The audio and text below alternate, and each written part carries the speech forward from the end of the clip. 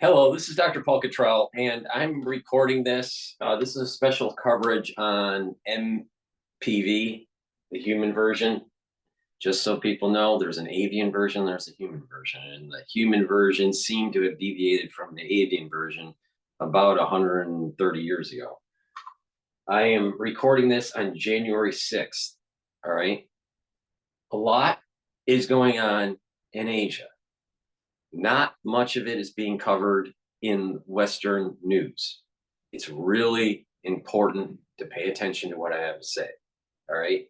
I don't have time to set up all the telemetry stuff at this moment in time. I'll do another show. All right. I'm going to be covering only hMPV on this show.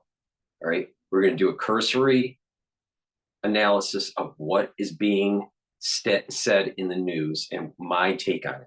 Okay, you need to really pay attention.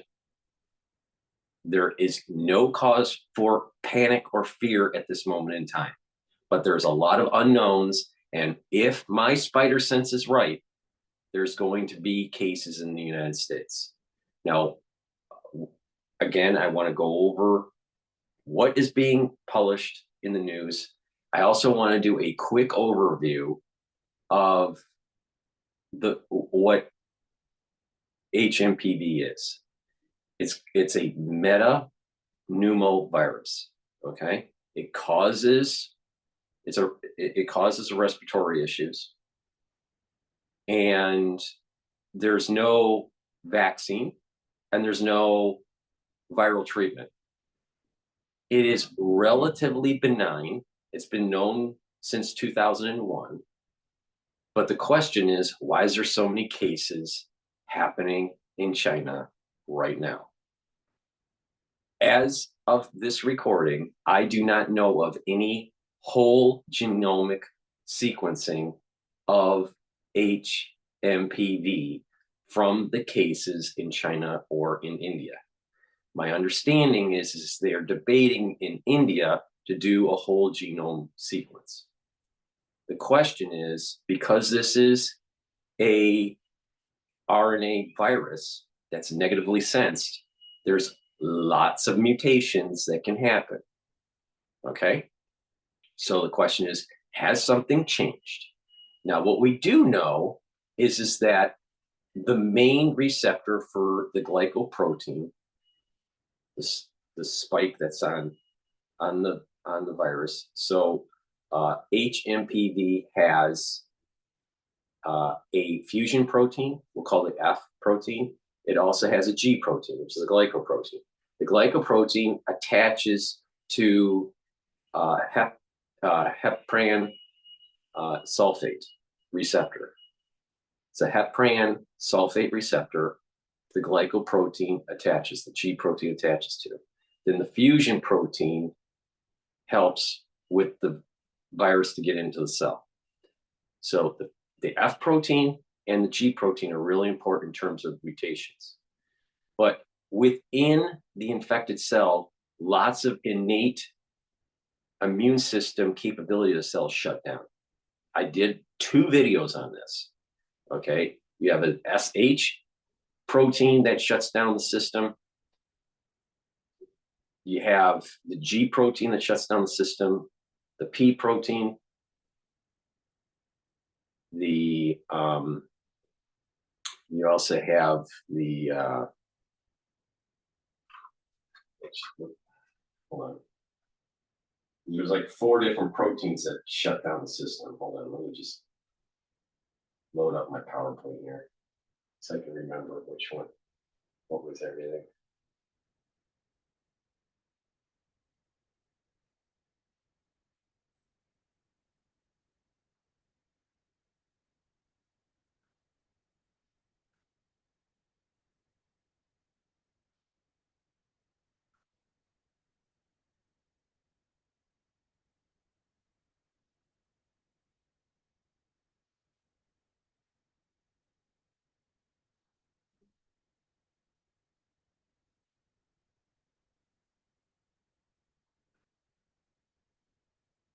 Okay, so you have the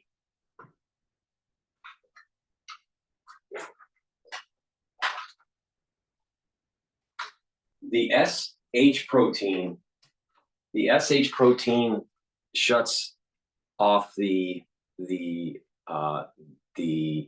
NF kappa beta pathway for the cell to signal to go into antiviral.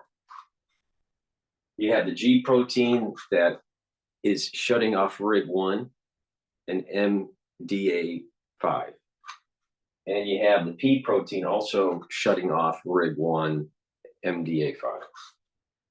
And then the M2-2 protein is shutting off your MyD88 and the pathway that's tied to the mitochondria, which is MABs. Okay, so you have the M2-2, SH, the P protein, and the G protein shutting off certain capabilities. The P and the G are shutting off the pathway for RIG1. M2-2 is shutting off MABs and MyD88, and SH is shutting off the NF kappa beta pathway. That's a lot of capability in a cell or in a virus to shut down the innate immune system of a cell. Okay, again, the receptor for the G protein is the heparan sulfate receptor. Okay, the question is, are there other receptors that it's attached to? What are the mutations that are happening in the F and happening in the G? We don't know, because I don't know of any whole sequence genome of what's currently going on in China or in India. India is getting newer cases. The question is, this is not the first time India's had these cases. It's not the first time that this has been around. Again, it's been known that this virus has been around since 2001. Now the question is, has it mutated? It is a negatively sensed RNA virus. It's going to mutate, all right? So with that, is there a mutation within, let's say, the SH protein that enhances the shutting down in NF kappa beta? We don't know, all right? There's a lot of unknowns because we don't know the full genome sequencing of what's going on in China. Another data point that I'm concerned about is, why is China hiding information? Why? Why? So my understanding as of this recording is that there's 2 cases in India. And my understanding is they're pediatric cases. Again, the populations that are most at risk are individuals that are 14 years and younger, and individuals that are older than 65 plus, all right? That's the main population group. But it's also in the populations that have a compromised immune system or a compromised lung system. So if you just take it in the context of what is hMPV just by itself, without the crazy stuff that happened in 2020, it's somewhat of just a benign, not so worrisome situation. But in the context of a weakened immune system from the crisis we went through, what I call AIDS-like syndrome, in the context of compromised lung capacity for ones that have pulmonary fibrosis now, or COPD, right? Or just a declining of just the health of their lungs, right? Then getting a pulmonary infection that leads to pneumonia is problematic. Even with their immune system, let's say their CD4 effective cells and CD8 effective cells are all working, there's not AIDS-like syndrome in these patients, all right? There are many people that have declined pulmonary function. And then you take it another step, and many of those have pulmonary fibrosis. or COPD. All right. So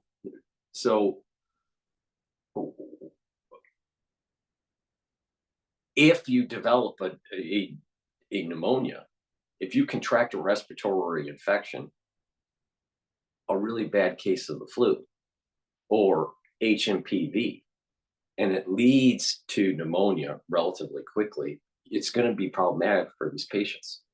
So if you just look at it from a silo point of view, it's worrisome because China's hiding.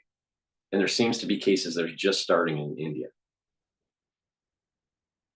But it would be on probably low to moderate risk category, not high. But in the context of a weakened immune system, what I call AIDS-like syndrome because of the crisis of 2020, where you have effective CD4s that are not working properly, and your CD8s aren't working properly, but your counts are okay. When you look at it in that context, many people have a disrupted immune system that may be transitory. For others, it's not transitory. On top of people that already have a pulmonary problem because of the crisis that they just went through, the pulmonary fibrosis and the COPD. So this can be very problematic. Any respiratory. That's why I was saying that it doesn't take after the crisis that we went through in 2020. It doesn't take much now of another crisis to take hold to affect the pulmonary system, especially the pulmonary system, especially if it's a respiratory virus. So it's really important to pay attention to this. All right. There are more questions than answers. All right. What's the whole genome sequencing? Is the G protein and F protein changing in such a way where it's actually more infective? You know, the infectivity rate is higher, that it can get into the cell, or that it can replicate better. All right. If that's the case, then this is getting worse, but we don't know yet.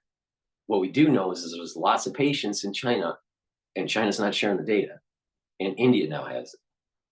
All right. So this could just die down really, after a few weeks, and it's not that big of a deal. But again, you got to look at it in the context of the crisis that we went through. Many people have pulmonary dysfunction that can be as bad as pulmonary fibrosis or as bad as COPD, on top of a weakened immune system. This is the reason why I said you have to listen to me and boost up your immune system. Breaking news that Trudeau is resigning. Lovely. All right, so you have to listen, and you have to make sure that you boost up your immune system. Now, I have explained, I can't do it in this video because of the censorship on YouTube, but in subsequent videos and videos that I've done before, I have given you all the information you need, what the pillars are, what the different things you need to take, how to take it. I have told you everything you need to know. You just got to be prepared. So if anyone says they don't know what to do, you're a fucking idiot. All right? Because you just haven't been listening. So there's more questions than answers to hMPV at this moment in time. So what I want to do is go over the videos and just do a cursory understanding of what is being said and my take on it, okay? But again, keep in mind, many people around the world and also in the United States have pulmonary dysfunction. And it's in a spectrum. Some it's minor, some of it's major. The major ones are the ones that have the pulmonary fibrosis. The major ones have the COPD. There are different categories with these patients. And there are people that have a weakened immune system that is healing slowly. But if you have a weakened immune system and you're bombarded by, let's say, hMPV, or H5N1, it's harder to fight it. It's easier to get an infection that manifests into a pneumonia. So typically what it is that you get some, you get the typical symptoms of a cold, right?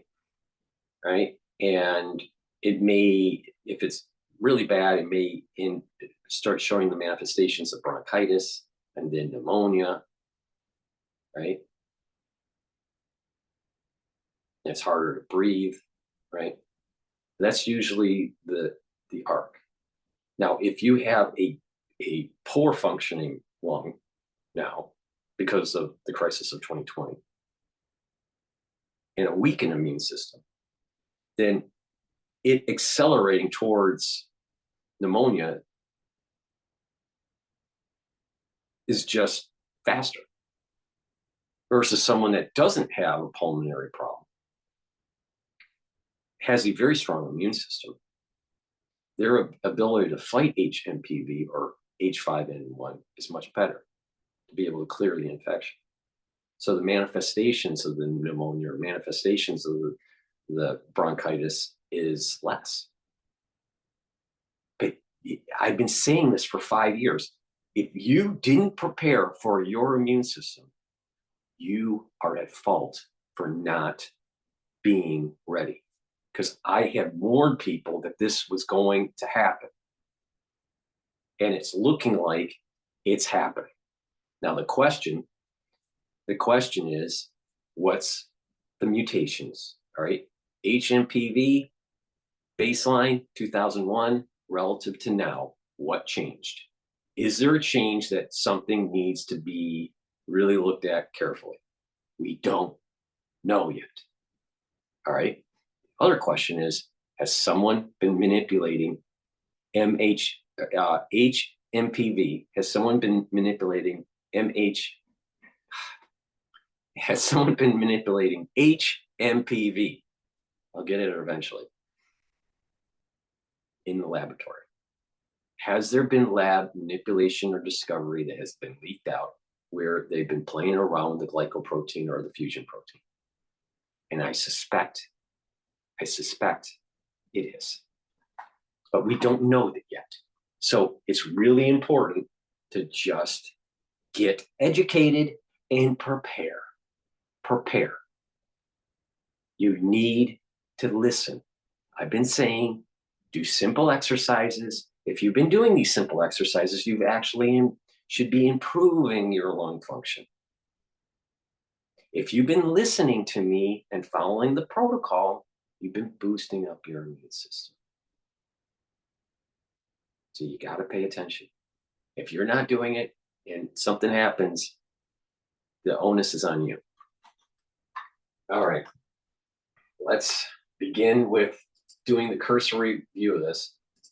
Now, I'd like to just remind the audience before I start.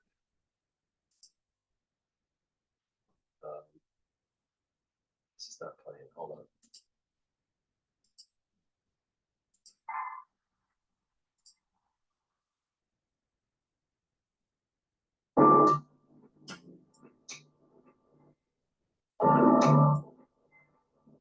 It's just what I don't like with some of the videos is that it just is video and it's just music in the background.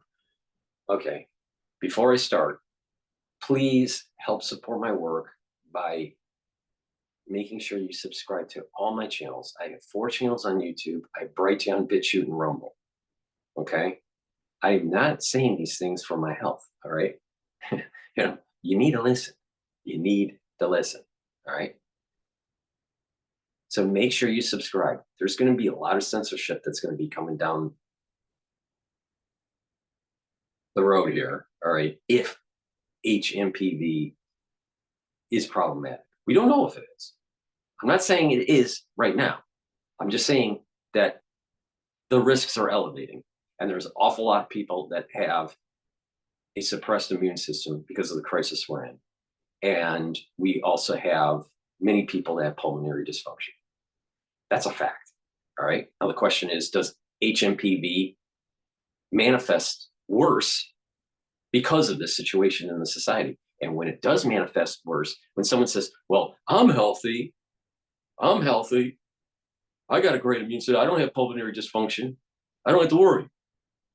No, you do have to worry, because if your society that you live in starts having a lot of cases of hMPV, then it's going to mutate and it's going to get worse. And it won't matter anymore if you don't have pulmonary dysfunction. All right. That's why it's really important to pay attention to what's going on. There's no vaccine for hMPV. There is a vaccine that's in the works for avian avian MPV. So there's avian version of MPV and human version of MPV. The vaccine that's out there that's in the works is for avian MPV, not human MPV. Now, Moderna working on one that is tied to also RSV. Now, it's interesting that RSV does have a similar genome kind of structure to MPV viruses. They're closely related, but when I looked at the homology between the two viruses, there's not very strong homology there. So, so they definitely aren't. It's a hMPV is not a manipulation from RSV. That didn't happen. All right. It's just that the homology is really low. All right. There's some areas of certain proteins that you might have a homology of about 38%, but that's about the highest it gets. So based on my quick analysis on this, but most of the proteins have extremely low homology between RSV and hMPV. Now there's strong homology between hMPV and the avian version of MPV. So the human and avian version of MPV, there's strong homology there. It makes sense because of the deviation took place, we think, at about 130 years ago, based on statistical modeling, but that could be wrong. Who knows? But has it been modified in the laboratory? Has it been played around with? Did something leak? We don't know. All right. And China's not telling a whole lot, which scares a lot of people. Okay. So make sure you subscribe to the channels, the 4 channels on YouTube, Brighteon, Bitchute, and Rumble. Also, please help support the work by sharing the links and asking your social media to follow me. You can also follow me on X. I have 2 channels on X. I have GETTR. Right? Follow me. There's going to be censorship. And different ways to follow me through the podcast, through the different channels, through the WhatsApp group, through X or GETTR, you'll be able to get notifications. Right? So please pay attention, follow me, ask your social media, your followers, your network to follow me. All right. What I have to say, I'll get you through this. All right. But you got to pay attention and you got to do what I tell you to do. All right. And if you do that, you're increasing the chances of being able to weather the storm. All right. I'm the most comprehensive in these kind of situations. Just trust me. All right. I'll get you through it.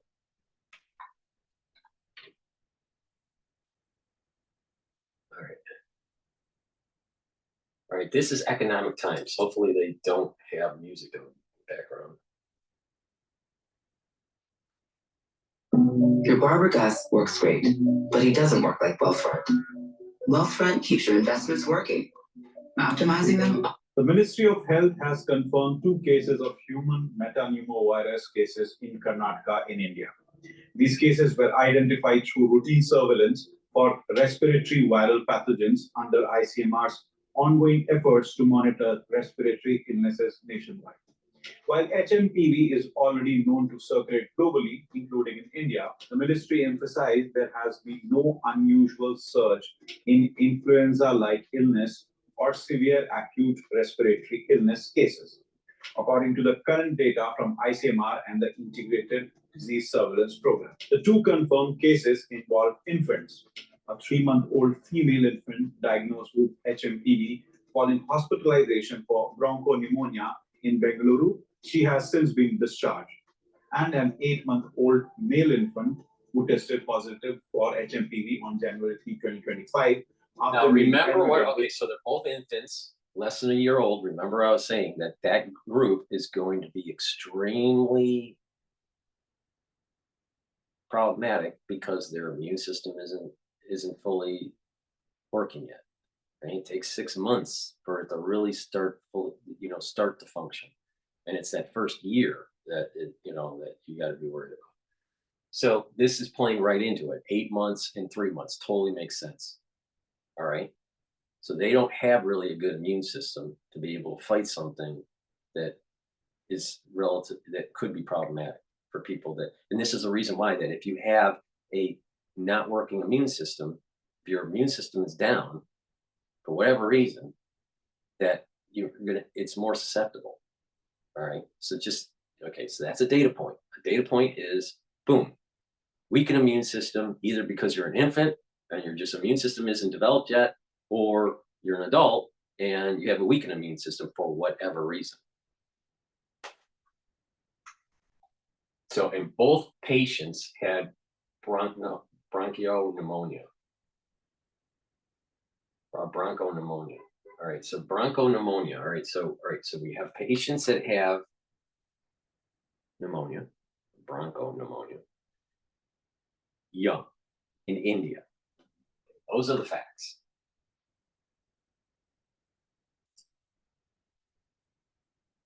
Bronchopneumonia. He is now recovering. However, concerns about hMPV are growing globally. In Malaysia, cases rose sharply in 2024 with 327 reported cases, a 45% increase from 225 cases in 2023. China's CDC has also flagged concerns about hMPV are growing globally. In Malaysia, cases rose sharply in 2024 with 327 reported cases, a 45% increase from 225 cases. Okay, so we have China's increased cases, but only in the hundreds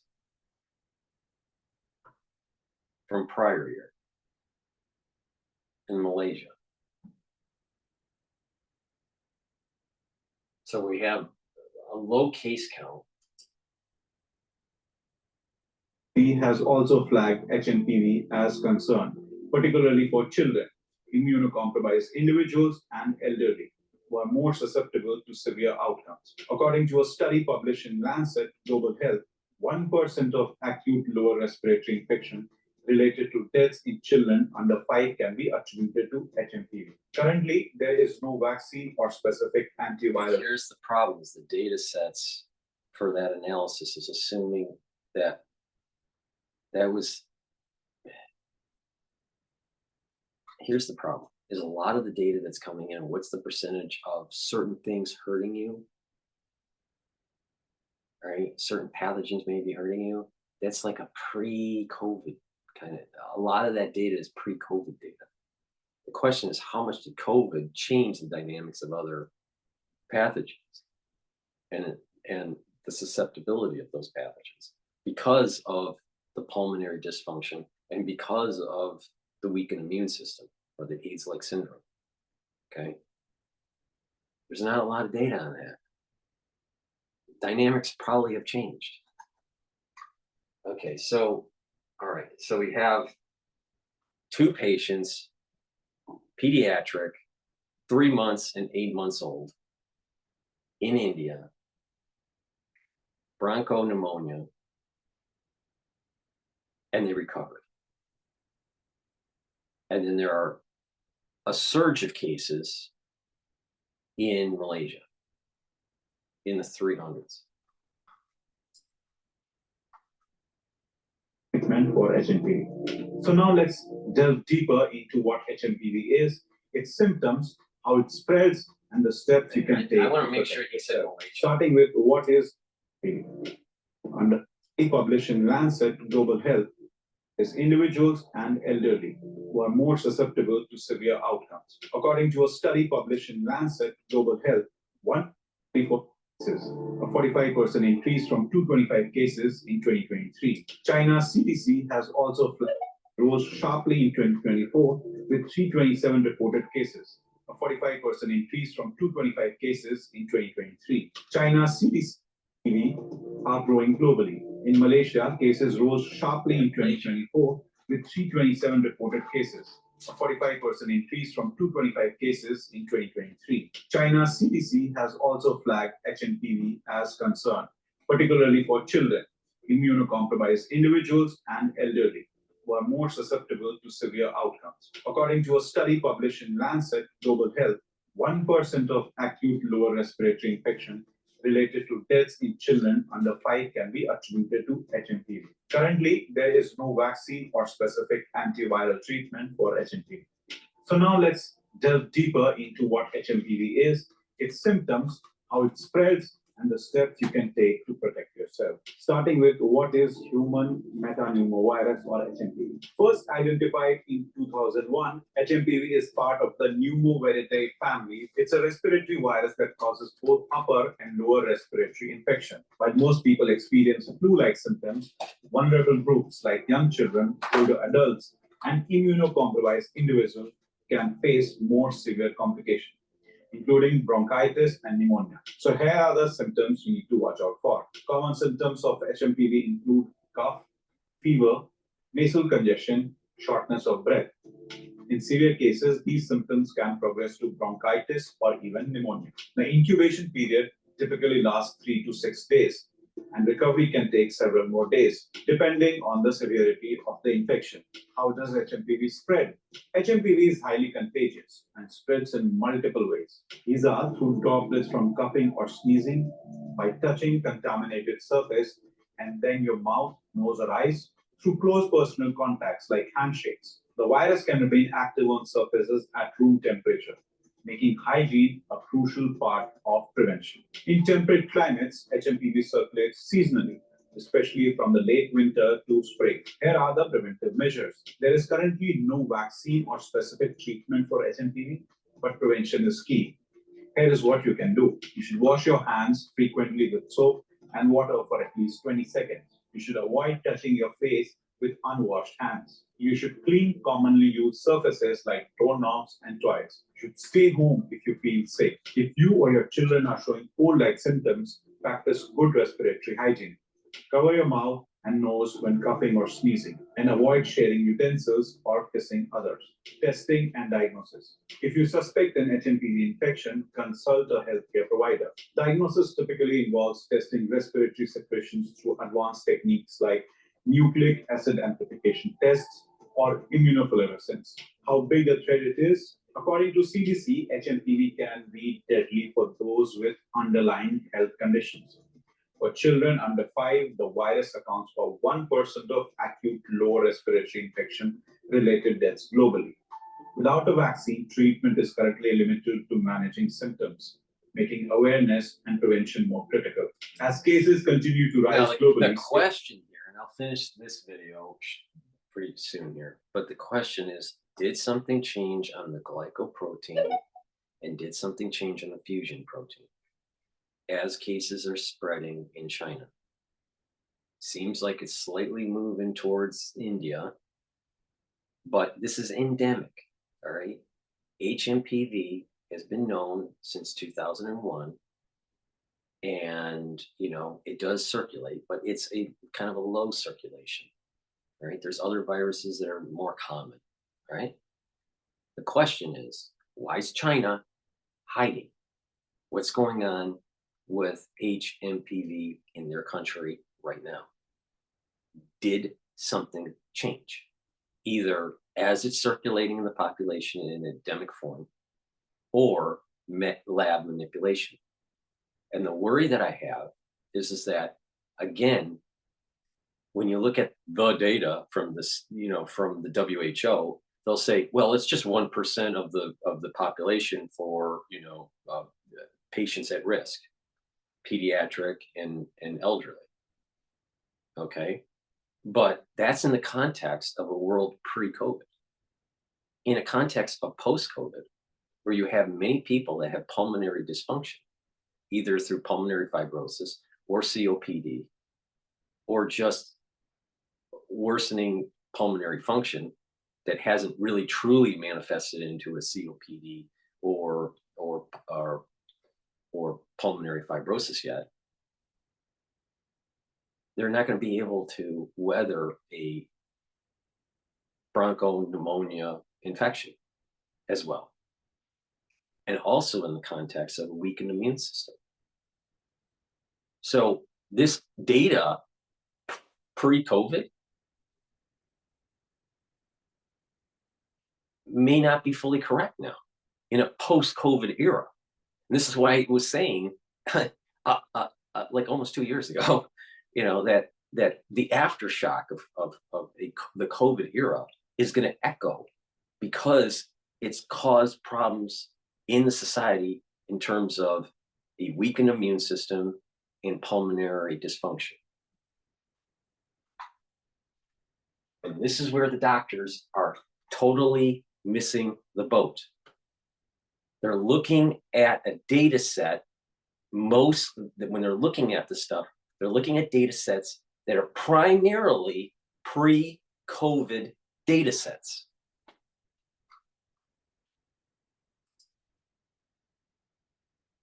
Informed and practicing preventive measures can help curb the spread of hMPV. So stay safe, stay informed, and stay healthy. All right. Okay, so that's the first video. I have some people that are on X Spaces, so just to get them up to speed here.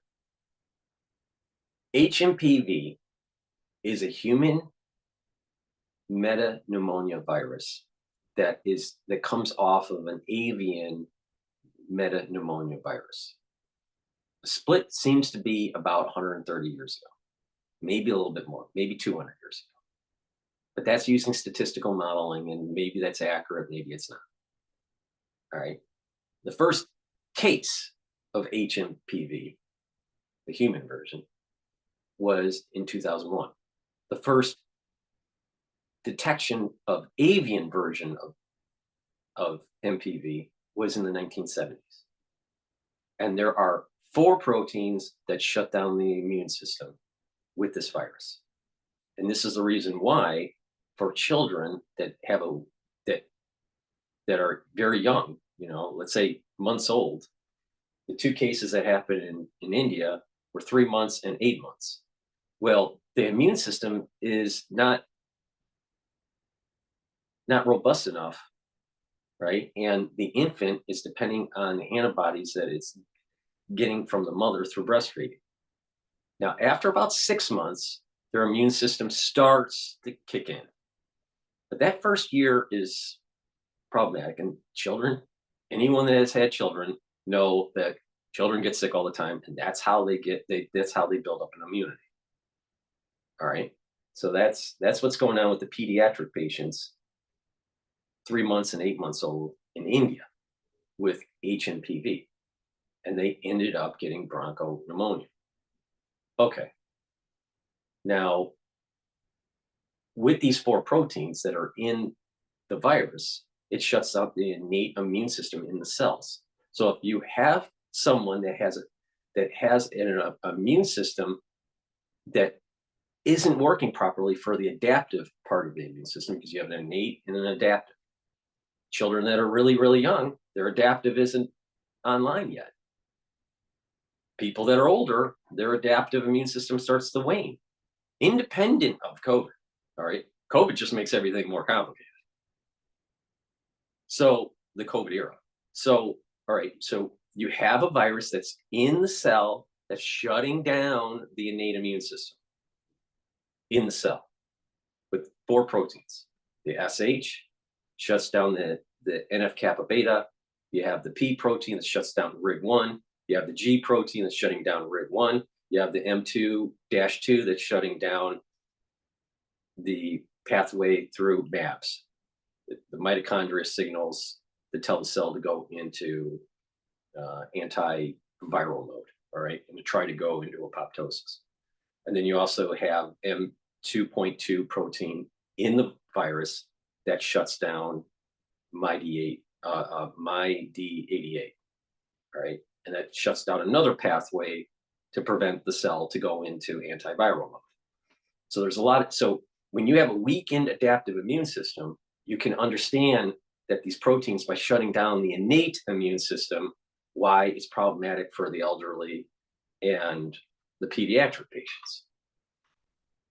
All right, so that's what's going on with the shutting down of the immune system. Now let's go to another video to find out, okay, my big question as I'm cursoring through these videos, I want to know, why is China hiding the cases, and what's the genomic sequence of what's going around in China? Has something changed?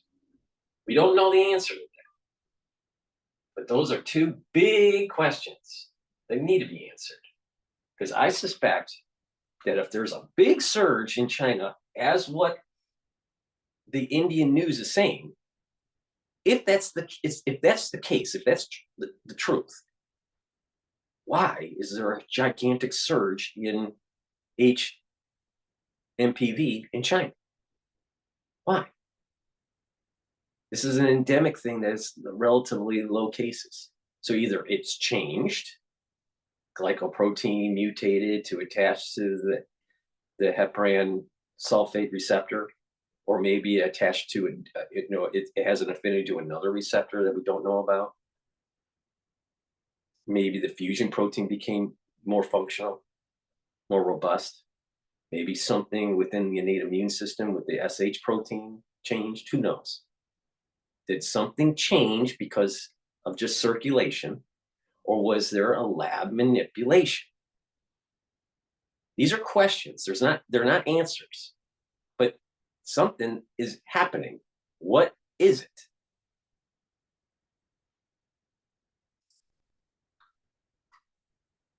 All right, so let me play another one.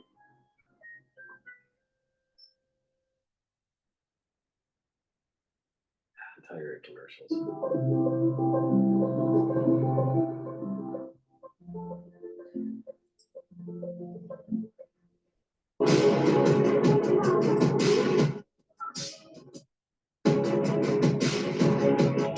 Yeah, see, this is another one of those videos where it's just, music, it's just a bunch of text. I can't stand that crap. All right, let's try this one. In other news, after China, Malaysia has reported a major rise in human metapneumovirus, also known as hMPV cases in recent months. In 2024, Malaysia saw 327 hMPV cases, which is a 45% rise from 225 cases reported in 2023. Given the rise, the Malaysian Health Ministry has urged people to remain vigilant and also practice preventive measures such as washing hands with soap, wearing a face mask, and covering the nose and mouth while coughing or sneezing. However, the ministry emphasized that hMPV is not a new disease, adding that a spike in respiratory tract infections at the beginning and end of the year is an expected phenomenon.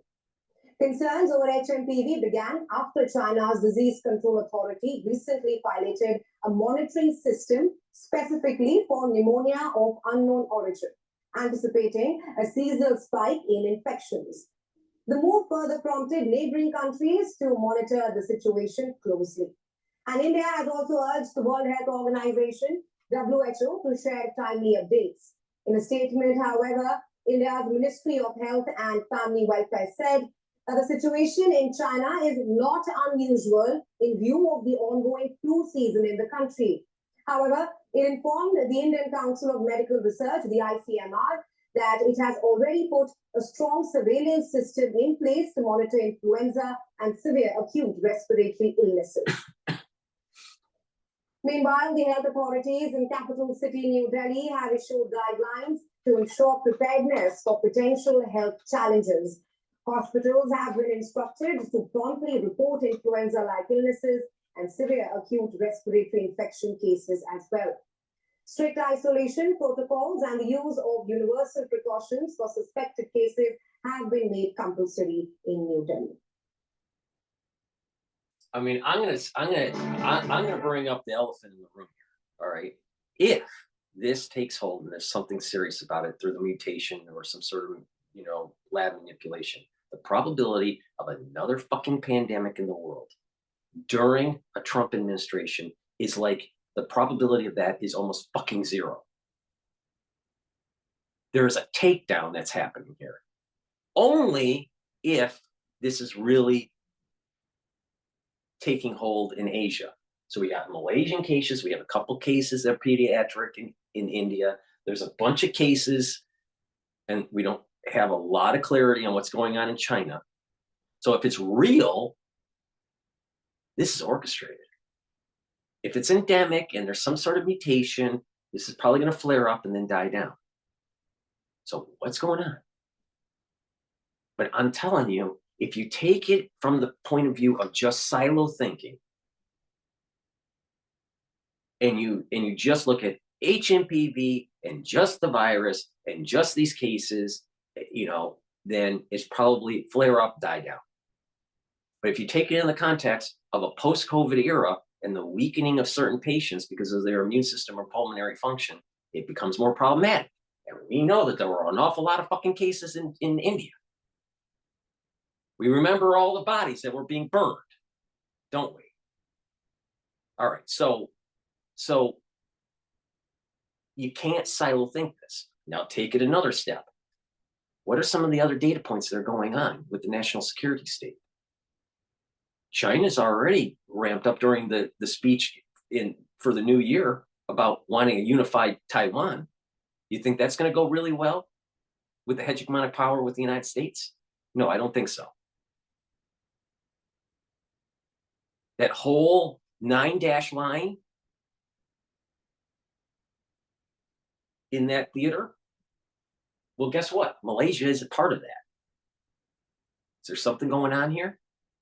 Is this, you know, is something happening where it's softening up the battle space? This is something that I've been warning people about. You can't just look at the silo. What is happening? Something seems to be happening. Now, if you look at it from the metaphysical point of view, which seems to be low probability, but let's just say there's a metaphysical component to it. Mankind may be plagued. There's a lot of things that are happening in the last 5, 6, 10 years that if you really look back, you know, mankind's not going in the right direction. Don't be surprised that there's some sort of plague type thing happening. Or a series of, you know, we're in tumultuous times. I'm not saying it is all metaphysical, but it's a possibility. If what was written in these texts that are biblical texts is true, then why do we assume that that our society won't be plagued? That's, you know, it would be beyond hubris to assume that. All right, let's see here. Okay, this one was 8 hours ago on News X Live. Why is the Western media not covering this? It's not having access to 1 million industrial grade products that's so amazing. It's the feeling of knowing you'll find the one you need. Granger for the hMPV cases in Malaysia have surged by 45% in 2024, reaching 327 cases compared to 225 last year. So, correction to that, it was 2025 that we were talking about, and now we're seeing 225 last year. Health authorities have urged the public to remain vigilant, emphasizing hygiene practices like hand washing and wearing masks amid the rise in respiratory infections that we have seen. This comes after a similar surge in respiratory illnesses in China, which has sparked global concern. However, officials in both Malaysia and India have reassured the public, stating that the rise in cases is expected during the winter months and there is no immediate cause for alarm. So that's what we're seeing when it comes to the hMPV, that we're seeing that latest development that's coming in. A lot of cases in China, but they're being quiet about it. Someone needs to do a whole sequencing genome of the isolates in China and in India. What's going on? We know the endemic version from 2001. Nothing changed much between 2001 to now, okay? Now, Trump gets into office on January 20th, assuming he can get into office on January 20th, because he's getting sentenced for paying porn stars on January 10th. But, you know, assume that he becomes the next president of the United States on January 20th, which he should. All right. Why is it that hMPV changes right when he gets into office? Right? Don't you find that a little odd? I suspect there's a change. If these cases are real and there's a surge in Malaysia and in China, all of it at the same time, all right, or roughly at the same time, and cases are just starting in India, this seems to be a little bit more than just an endemic issue.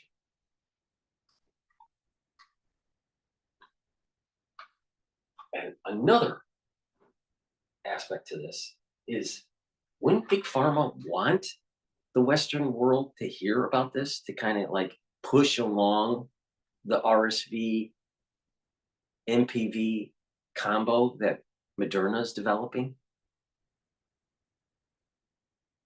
Why is the Western media being really quiet right now? There's more coverage on Trudeau resigning in Canada than human MPV. Now, why is that? We're seeing more coverage about a Green Beret vet blowing up a Cybertruck at the Trump Tower than hMPV. Now, if I'm right, and there's a problem, or there was a release, then we're talking about a higher probability of escalation of war in the Asian theater because of Taiwan being attacked by China. I think that's way more important than if some prime minister in Canada resigns because he's incompetent.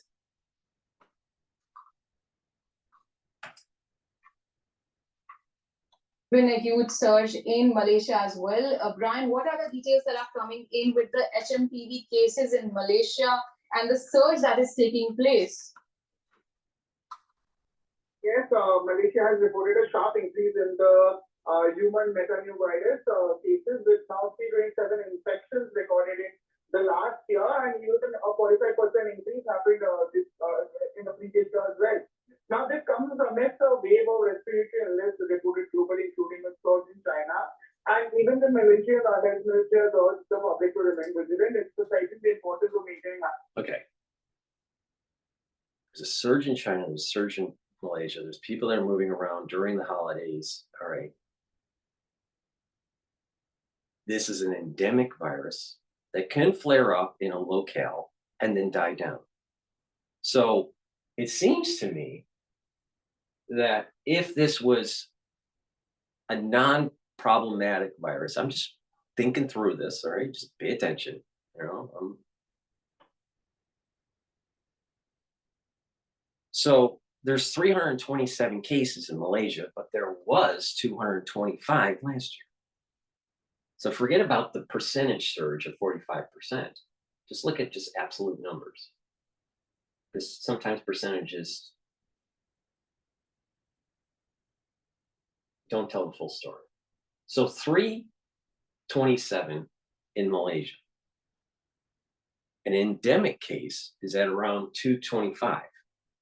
All right, so if you just looked at that data point, I would say this is just a flare-up endemic, don't worry about it. But when you have the juxtaposition of it, of a problem in China too, at the same time, and not knowing the cases, there's more questions than answers. So we have to err on the side of caution until further data. And again, no one seems to have a full genome sequence of this fucking virus at this moment in time.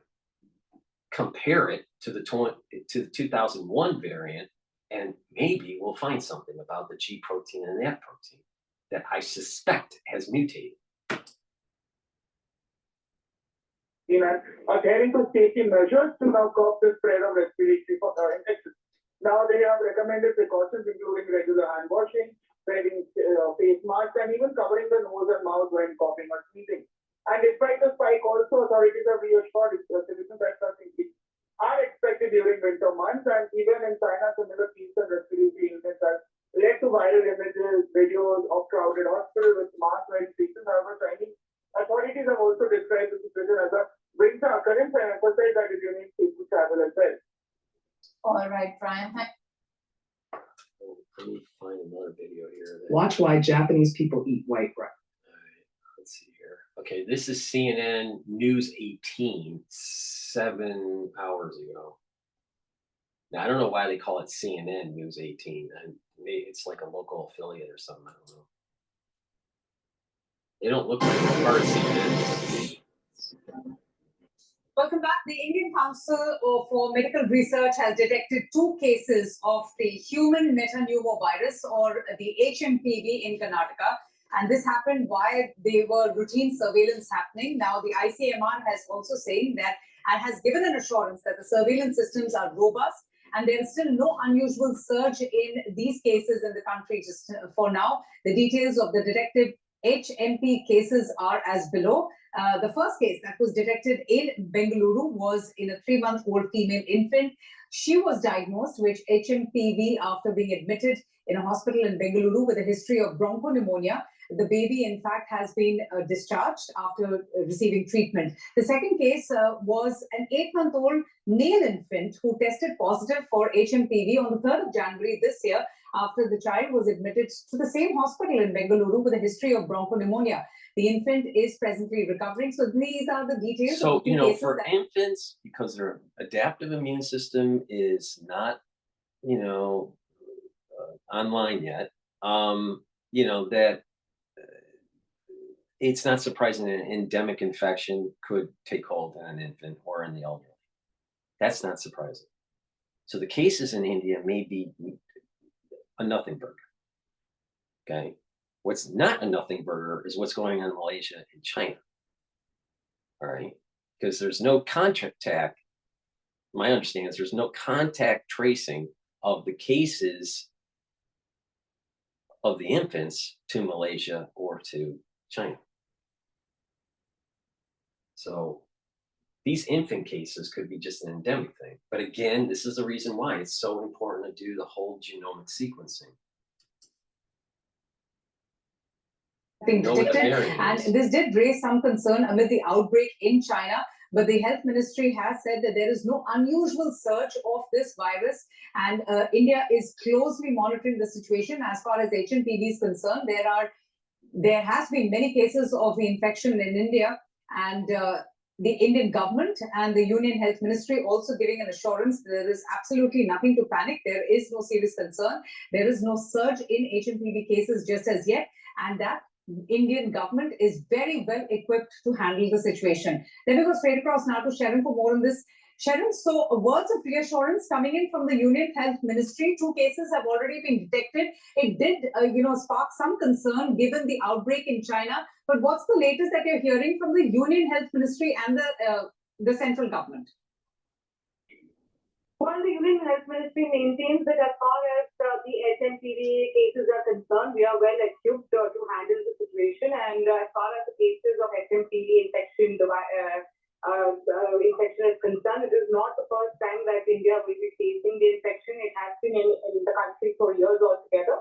So we are well aware of the symptoms, how to handle the situation.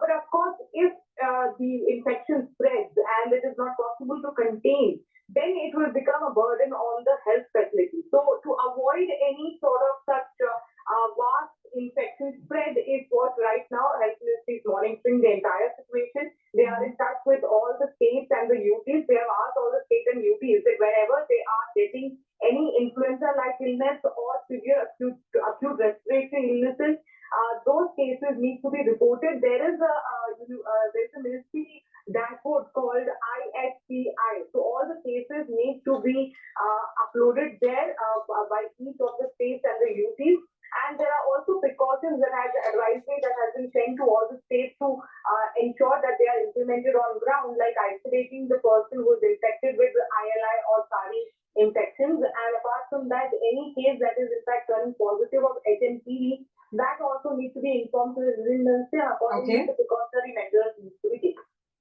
Interesting. Sharon, thank you so much. So can the hMPV virus in China actually trigger a health concern in India? Well, in an interview with News 18, Rajiv Jayadevan, who's the chairman of the Kerala State IMA Research Cell, has said that hMPV is actually very common in young children and that there is no vaccine or antiviral treatment that is recommended. In fact, the expert noted that for most people, hMPV will cause mild symptoms. We have right now the reaction of the Government of India, and I'm having a meeting at 12:30. But here's the problem. Here's the problem. The cases that are being announced in China are saying they have severe pneumonia. So are the cases in China different than the cases in India? It could be. The cases in India could be the endemic version. Information has come, and for any further steps we have to take. So why is there no clear communication yet from the that's now being started? Is there going to be testing that's going to be started? No, I know that I don't know, Selena. Let us not take any decision before coming to a proper conclusion. I mean, of course, the PCR testing is always there for this, but whether that is needed or not is something we have to look at. Whether it is causing any serious, is it a serious public health concern? That has to be first of all decided. Is it really a public health concern? Just because one case has been detected, there are so every you test anybody with some cold, they'll have some virus in there. If you test, I've got a slight cough right now, so I'll be having something. So I would totally agree with him on this if it was just an endemic situation, which most likely it is in India at this moment in time. But the thing is that there are other data points that suggest otherwise because of what's going on in Malaysia and what's going on in China. This is the problem that I have with, quote, the experts. They have a tendency to have horse blinders almost always.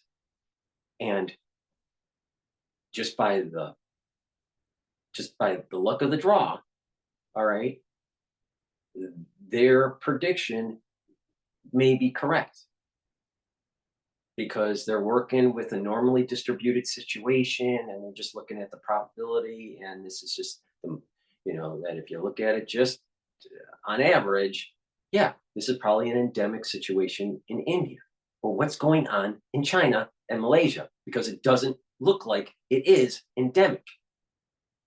So instead of saying, don't worry, you should ask the question, show me the fucking sequence. So I know.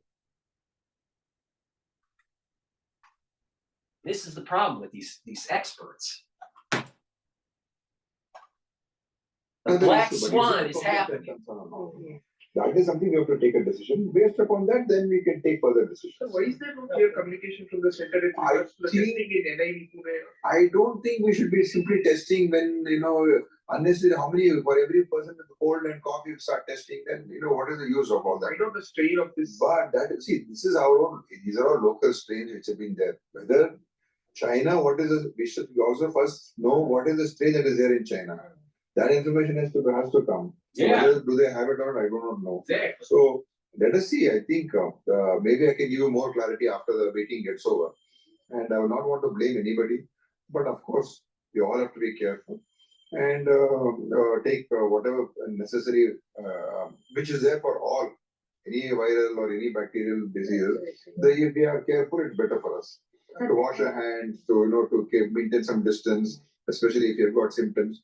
Those things are already advisories have been issued. Sir, as you said, this is not the first in India, but what about Karnataka? Is this the first case that came? I will not say this is the first case in Karnataka because it has been there for the longest time. Certain percentage of people have this.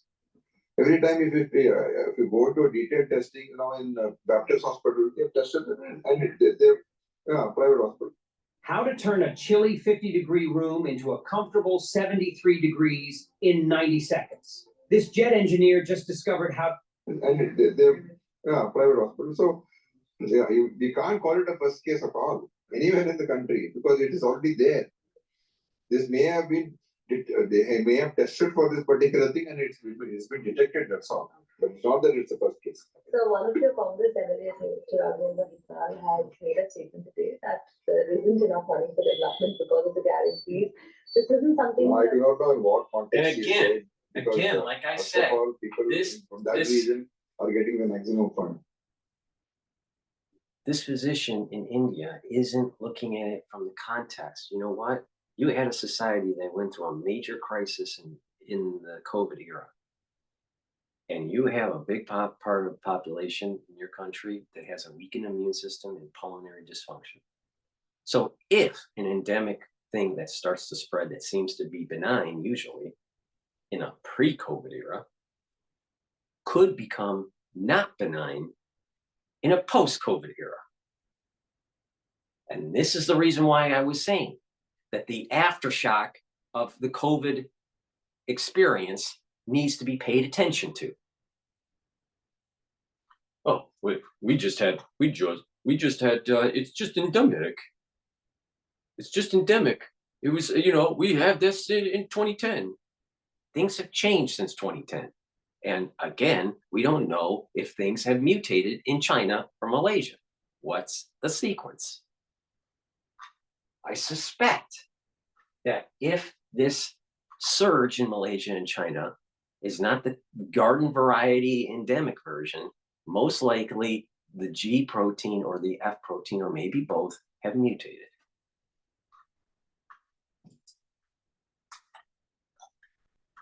Kalyan Kanaka region, especially compared to other. We go straight across now to Harish for the latest. We just heard from the Health Minister of Karnataka, Dinesh Kundu Rao, and Harish, the minister clearly has been, updated by the doctors, and he was very measured with his words, trying to allay all fears and concerns, not trying to cause any panic. I mean, not to cause any panic, but this is another data point. Okay, here's another data point. Okay, it seems to be unrelated, but it's another data point. In the New York Post, that was posted about 11 hours ago, bird flu wipes out 200 snow geese in Pennsylvania, as experts fear something worse is on its way. So you have a surge of hMPV, you have a surge of avian influenza. Something is happening. What is it?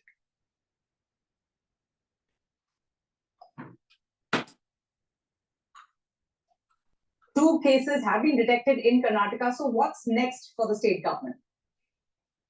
Well, right now they would have a round of meeting with the health officials and experts to understand if Karnataka should start treating this as a virus of concern, and then ask all the labs and hospitals to go in for testing. That's a great idea. Instead of just saying, maybe this is endemic.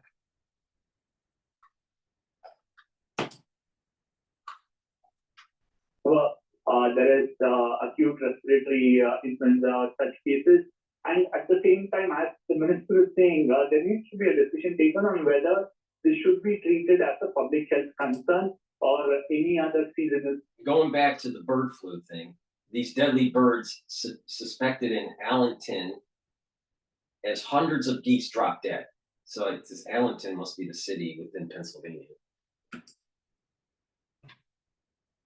That perhaps is around, because right now, as the minister is saying, there perhaps is not much information on the strain that's causing a spiky number of cases in China. Only if that is available, then states and the entire health setup in the country can decide if the virus that's in Karnataka, in Bangalore, is the same, and if there needs to be heightened measurement, heightened sense of testing and random testing. That's something that can be done. But right now, as Dinesh Kundu Rao is saying, that information is not available. So right now, they will have to understand if they should start going in for more number of tests, what's the kind of measure or at least information and diktat that needs to go in from the state government and the health department to various labs and hospitals in the state. So we have that. Next.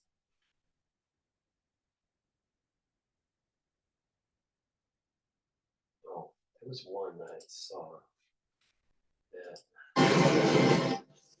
This one might be interesting here. Kulkaraj, thanks very much for staying with us. You are watching Beyond World is One with me, Reksha Sehgal, and this is Key News, where we get you the latest from all across the globe. Let's get it started. 3 cases of hMPV virus have been This is 1 hour in the country. So now far. there's 3 The cases being reported in Bengaluru, where a 3-month-old baby has been discharged and an 8-month-old baby still recovering in the hospital. Meanwhile, a 2-month-old infant in Ahmedabad has also been diagnosed with the virus. This marks the first few reported cases of hMPV in India. Okay, Now, so the early reporting several hours ago was an 8-month-old and a 3-month-old in India. Now it's a 2-month-old in India. So now they have 3 cases that have been detected. Now, still, this could be endemic in India only. But, you know, again, what's the sequence? there is a lot of buzz, a lot of talk around it. People are getting worried. Can this, in fact, go on to become the next COVID-type virus? So let's just try and dispel and you know, for your better understanding, try and put out facts before any kind of you know, there is public if people get worried about it or there is panic. Let's just first understand what is hMPV.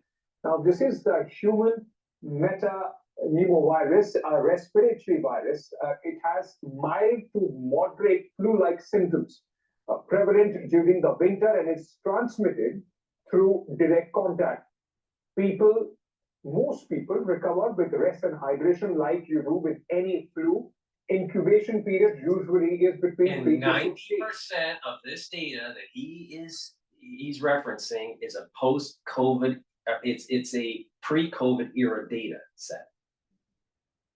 No one's talking about the post-COVID dynamics of hMPV. That's problematic. Yeah, normal hMPV pre-COVID was mild to moderate, depending on the patient. So if you had an immune compromised system, it was problematic for you. But there's an awful lot of people that have a compromised immune system in a post-COVID era. So the number of people that are susceptible to a worse manifestation of hMPV has increased in a post-COVID era. And this is the problem that no one's talking about. Who are most at risk? The vulnerable, young children, elderly at most risk as far as this virus is concerned. Guess what? In the United States, there's an awful lot of people now that have pulmonary dysfunction that can fall into the category of pulmonary fibrosis and COPD. That's a fucking fact. Fact. People's immune systems, for many in the post-COVID era, have been weakened. Fact.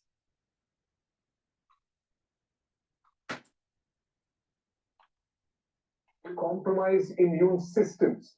Children under the age of 5 particularly are vulnerable as far as this virus is concerned. What are the symptoms? If you are watching this and you know there is somebody around you, so what are the symptoms as far as this virus is concerned? A runny nose, cough, nasal congestion, sore throat. So most of these are, you know, viral infection, flu-like symptoms. Fever in some cases, some severe symptoms could also be wheezing, difficulty in breathing. See, here's the problem, because it's non-specific. You have someone in your household that's sick, and you're just thinking, it's just the average cold. It gets worse, and then they start to get the bronchitis and the pneumonia, and then you gotta send them to the hospital or to the doctor to be able to, you know, take a look at it. All right, but because there's no treatment for it. There's no treatment for it. There's no antivirals, and there's no vaccine for this. So it has already manifested itself in the patient. And let's say that patient has some pulmonary problem before the infection. It manifests and it's harming the patient more. It takes hold easier. So because it's non-specific, it can take hold in the population easier because people are just saying, ah, it's just the average cold. Now, in most cases, that's true. But something different seems to be happening in China. What is happening in China? It's a big question mark. And people need to keep on saying what is happening in China. What's the sequence? What's the sequence? Because by knowing the sequence, you can have a better understanding of what's going on with the G and the F protein. Pneumonia, an aggravation of asthma-like symptoms in adults.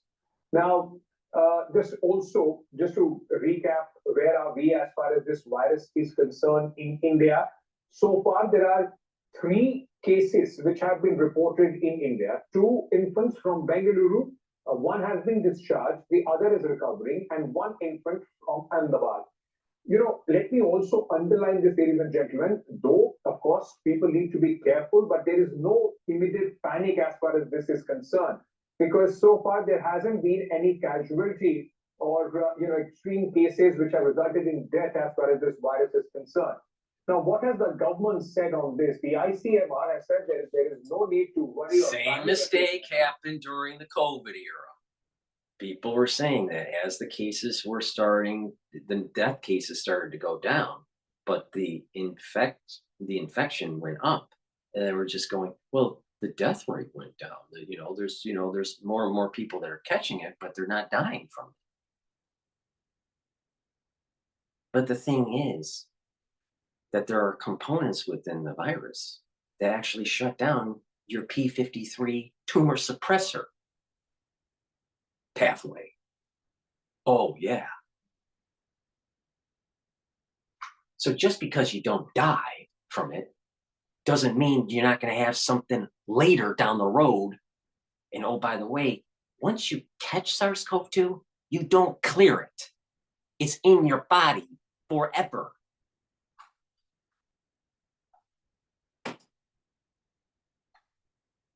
The virus is in circulation for a long time. This is not something which is new, which is taking place. India is prepared to tackle this virus, and no unusual surge in respiratory illnesses which has been reported, at least at this moment. So let me first, in fact, take you to Karnataka, where my colleague Nehal caught up with the health minister. We also spoke to the health minister of Gujarat to try and understand what they are doing after these cases have been reported in both these states. Are you going to announce any special measures? No, there will be no special measures because everything is right now, nothing untoward is being seen, and there's no sudden surge of cases or hotspots or any serious situation that has emerged. This is an existing virus, and we are on top of things. We are in touch with Government of India, they are in touch with us, and it is being monitored. So let us not create any panic over this. But mostly children are getting affected. That is normally this virus affects children more and aged people more because people with less immunity. It affects them more. But both the children who have been affected, one has already been discharged, one is going to be discharged, nothing to be worried about. And this is a very normal thing. This virus is an existing virus. It has never caused any serious problems so far. And I don't think we should start worrying too much about it. As of now, right now. Thank you. So the Karnataka health minister after. Totally agree with him in a normal situation. But are we in normal situations? In a post-COVID era, are we in normal situations? Because you have patients that have compromised immune systems there are more people that have compromised immune systems now. And you have more people in the population around the world that have pulmonary dysfunction. So we're not in the same environment. You can't take the experience from 2010 or even 2015 in terms of dynamics of pathogens in your society and assume it's going to be the same in a post-COVID era. That's wrongful thinking. Now, it doesn't mean that the immune system for most of the population will be permanently disrupted. But there is this transitory long echo that takes place that takes a while for the immune system to heal. Now, the individuals that have the pulmonary fibrosis and the COPD, because of the crisis, that's permanent. That's not going away. It's only going to get worse.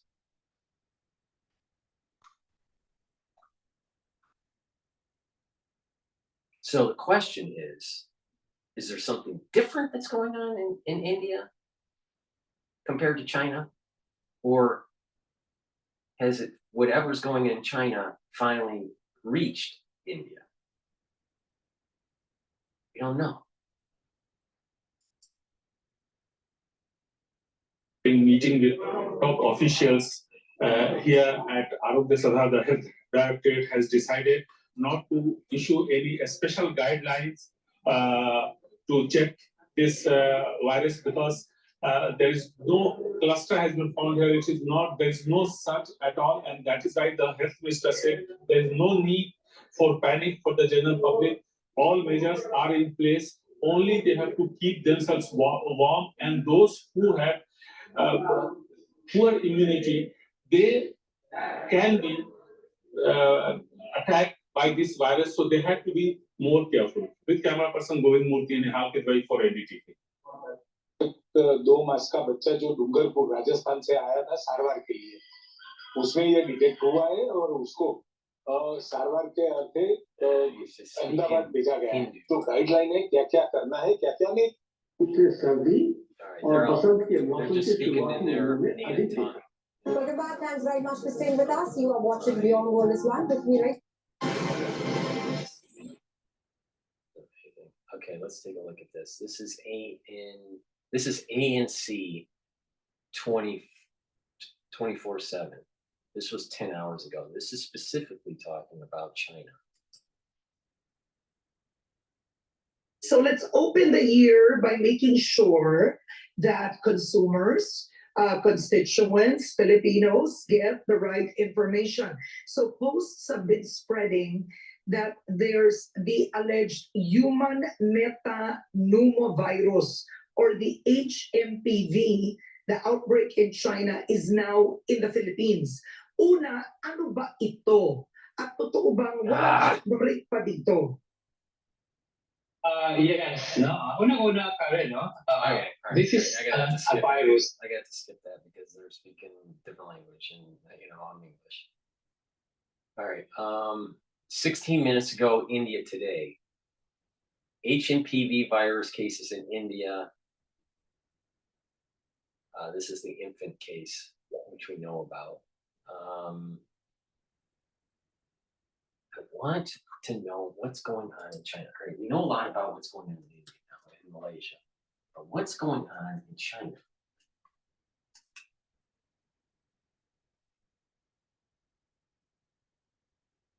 All right, this China virus today news.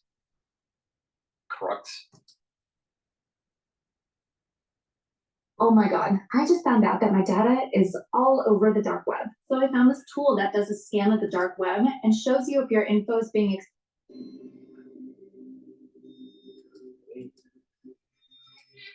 this is one of those videos that just music and they just recycle it. It's just, there's not good data coming out of China. That's the problem. India. All right, India Today. No, I played that already. CNBC, 2 days ago. Let's play this. This is about China.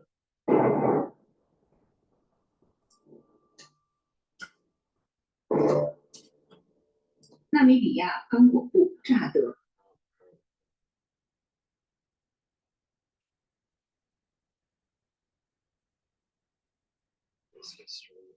Emergency in India. Just bear with me. I'm trying to find something that's a little bit more focused on India here. Or I mean China. Everything's focused on India. All right. There was 5 days ago. Let's go back. All right. There were about 9 days ago. There was a show that came out by China in Focus. That was 9 days ago. Let's play that because we know the cases that have just started in India. Now, these cases in India would have been, I think, after this broadcast. So let's just roll back the time machine here to 9 days ago with China in Focus, just to get an idea of what's going on here. A telecom company. Welcome to China in Focus. I'm Iris Tao in for Tiffany. Our top story, respiratory infections are on the rise in China, plus authorities are stepping up monitoring COVID-19 spread at over 1,000 hospitals.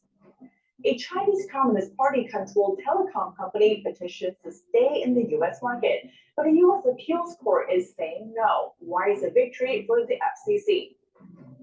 Beijing hitting back at Washington over sending military aid to Taiwan. Details on the American farms hit by Chinese sanctions.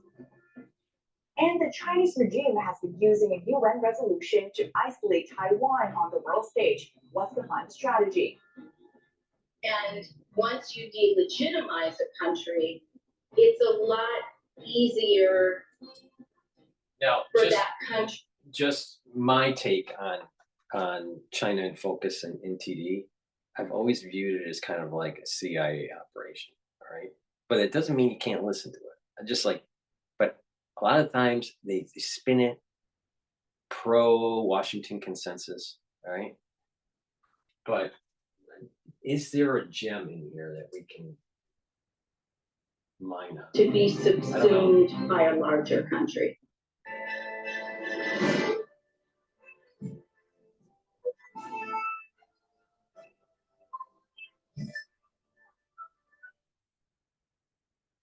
Acute respiratory diseases are on the rise in China. One that's gaining momentum, human metapneumovirus, or hMPV.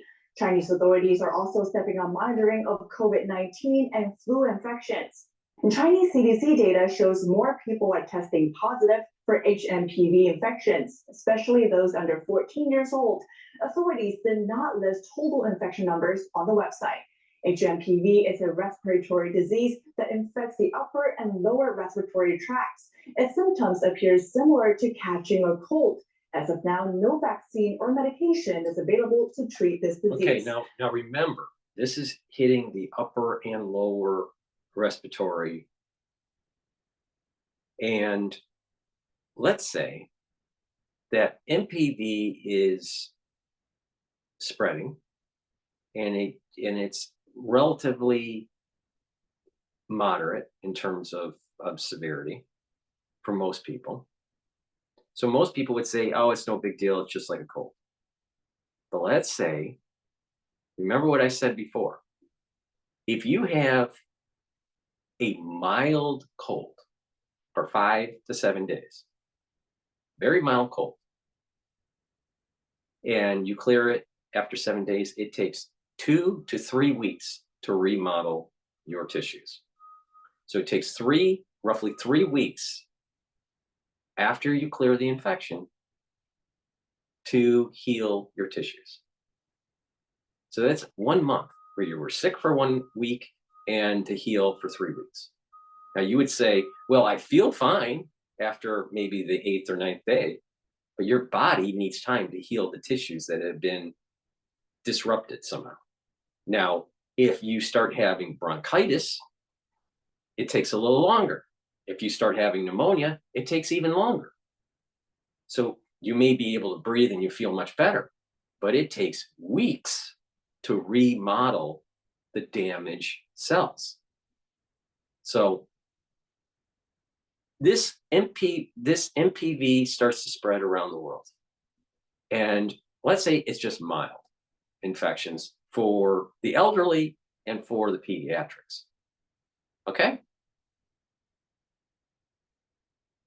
Summer comes in, and there's more circulation of H5N1 and mutations that have higher affinity, because in the United States, we know that there is a version, D1.1, that has an affinity to the alpha-2/6 receptor, which is in the upper part of the lung, and that over time, it's going to circulate and hone in and become more human, increase the probability of human transmission through these different mutations that take place over time. But the thing is, you have people getting hMPV through the next 4 to 6 months. And depending on the severity of the infection, depends on how long it takes to heal those tissues. So there are going to be many people that potentially can contract H5N1 easier because they are kind of, their body is weakened from the hMPV. Now, if the person doesn't contract H5N1 and they had hMPV, eventually their body will heal and they'll be okay. But what about large sections of the population in different regions of the world as this avian flu is spreading around the world, that it takes hold in a population where hMPV was more severe, in the pediatric patient or in the elderly, and mutations arise and spreads more. So there can be a dynamic that's happening where there is an emergent property of H5N1 manifesting with more mutations because of many people having pulmonary infection from influenza A or hMPV or mycoplasma pneumonia or RSV or even SARS-CoV-2. This weakening of the body because of a prior infection while the body is healing could be a reservoir for mutations for H5N1. Where is anyone saying that? Where? There are so many people that have horse blinders on right now. Now, is it a guarantee that's going to happen? No. Could it happen? Yes.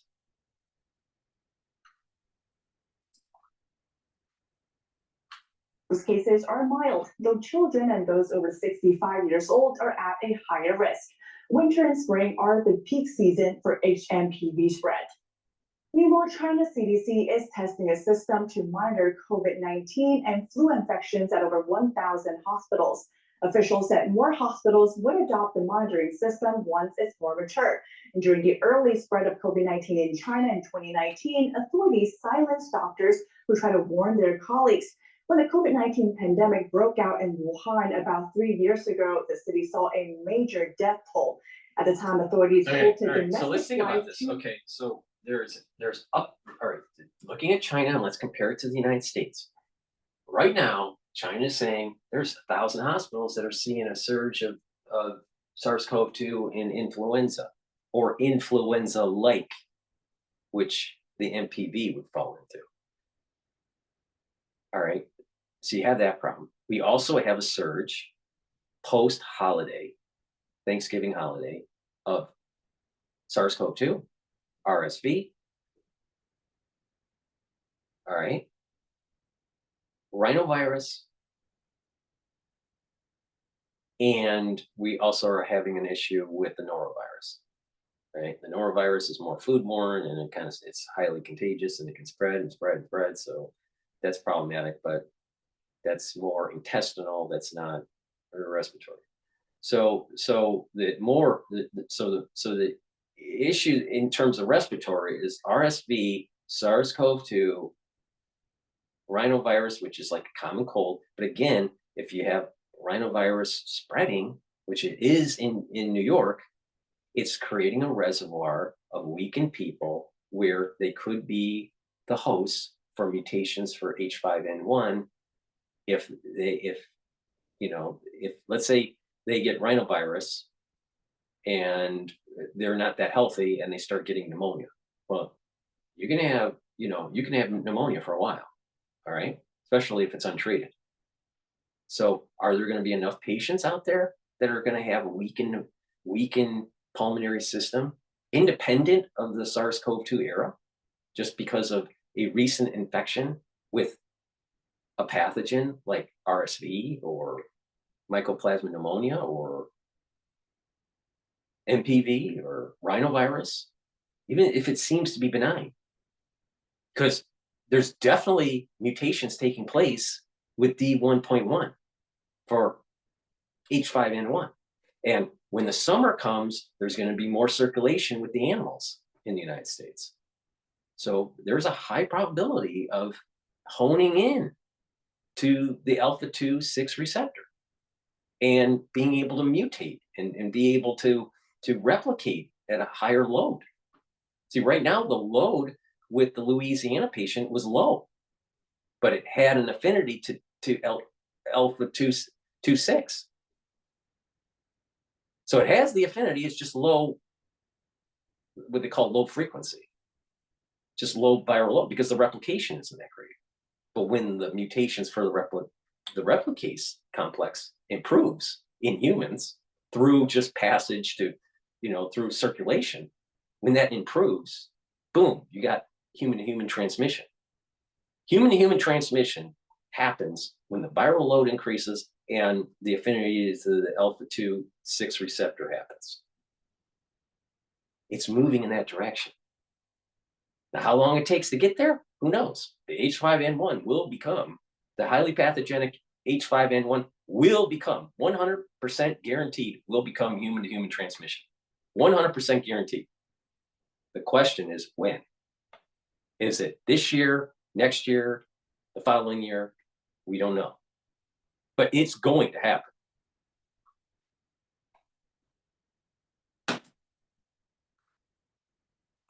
From Wuhan, the epicenter of the outbreak, but millions of Chinese citizens were still traveling abroad, unknowingly carrying the virus with them. Over 1 million Americans died from COVID-19.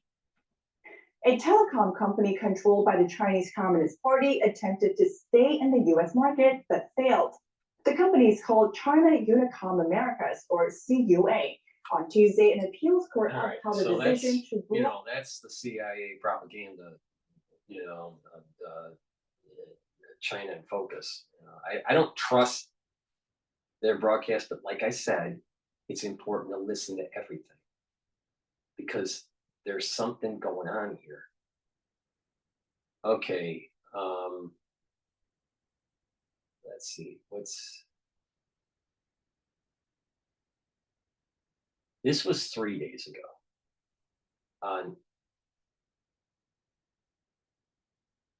This was 3 days ago on NDTV Profit. So what is ClickUp? ClickUp is an all-in-one productivity software where you can manage everything and anything related to your work, your documents, your hospitals and overburdened healthcare systems.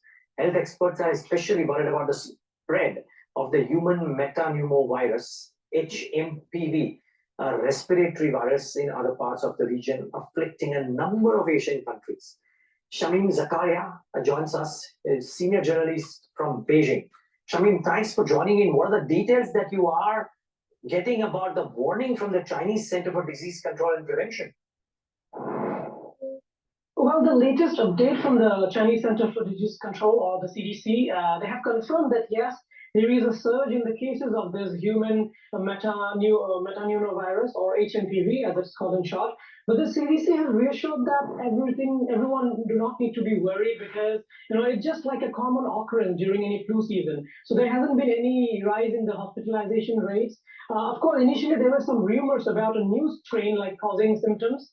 For instance, like fatigue and dizziness among flu patients, but the CDC has clarified that this is not true. The strain circulating is actually the one of the H1N1, which is like a common flu strain, and often it is linked to the hMPV virus.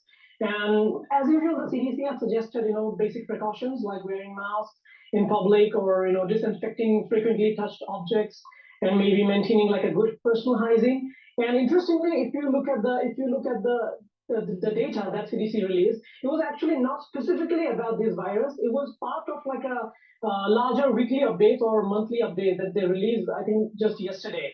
And in this report, in this press release, that's where only maybe one paragraph where they mention about this particular virus. And if you look at the data for the hospitalization rates, or even people visiting the emergency. So, for instance, for people going to the hospital, the emergencies or the outpatient departments, hMPV is actually the third most common virus in both northern and southern parts of China. So it means that other viruses like the influenza, flu, or even rhinovirus, they are actually causing more problem than the hMPV. And similarly, if you look at the incidence of severe illness happening, so it is also, hMPV is also in the third category. So which shows that flu or pneumonia is like a bigger reason for why people are getting sick as compared to this particular virus. And then if you look at what's happening around, like what interesting is that I only came to know about the situation when the different global news outlets started reporting about it. And then, but if I look at my daily life around in China, it's whether in my office or residential community, I think life is flying completely normal. People are going to work, kids are playing outside, and everything is running smoothly. But yeah, of course, I don't understand why people are worried about it. This was what was happening back in the first early cases. There was a rumor that was going on with the fever clinics. Something new was around in 2019 in China, in the fever clinics in August. And then it kind of died down. And then it seemed to pop up again in October. Then it died down again. And then it seemed to surge in late November. And then the first isolate was found in December of 2019. Okay. So if we just take that experience, life in China was relatively the same all the way into December of 2020. I'm sorry, December of 2019. From August, where it's suspected that that's when at least some of the cases were starting.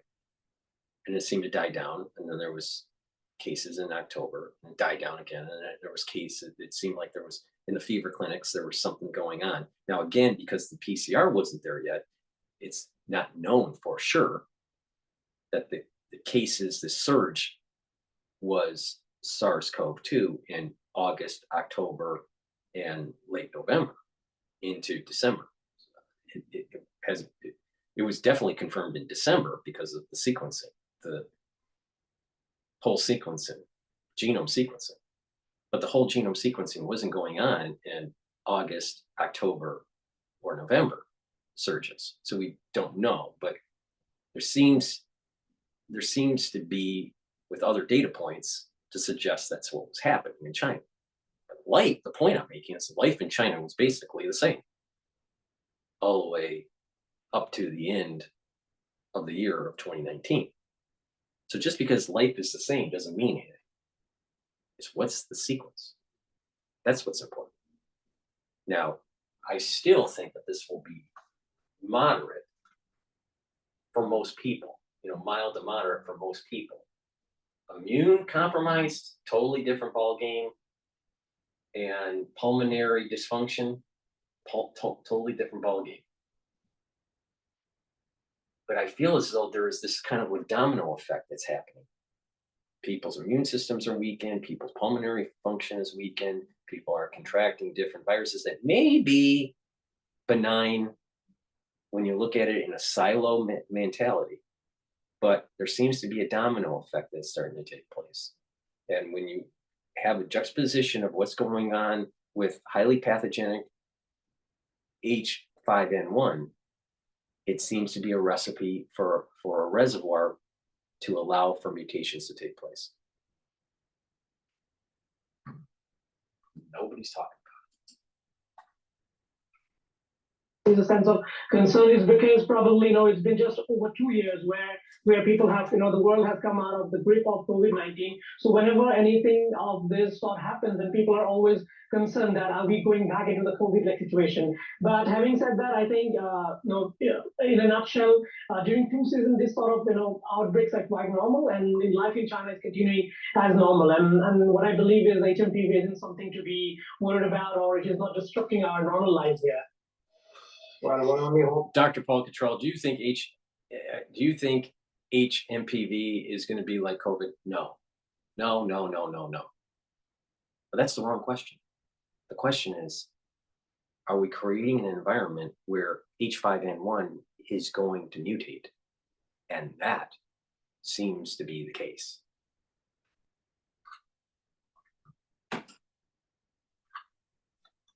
Thanks for that, of course. Shamim only hopes that this doesn't turn out to be even a patch of the scare that COVID was. Now, could be a lot of chatter about this on WhatsApp groups, right?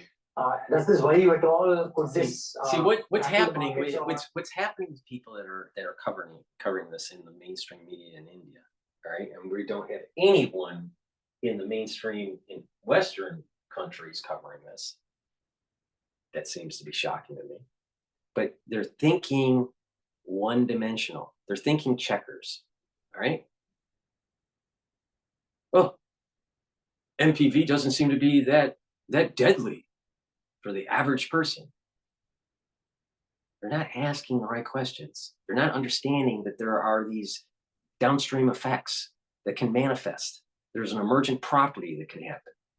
And H5N1 seems to be the pathogen to really watch out for. All right, we're not there yet, but it's coming. It's going to mutate. There's 100% sure of that. It's going to mutate. Influenza and HIV mutates a lot. A lot.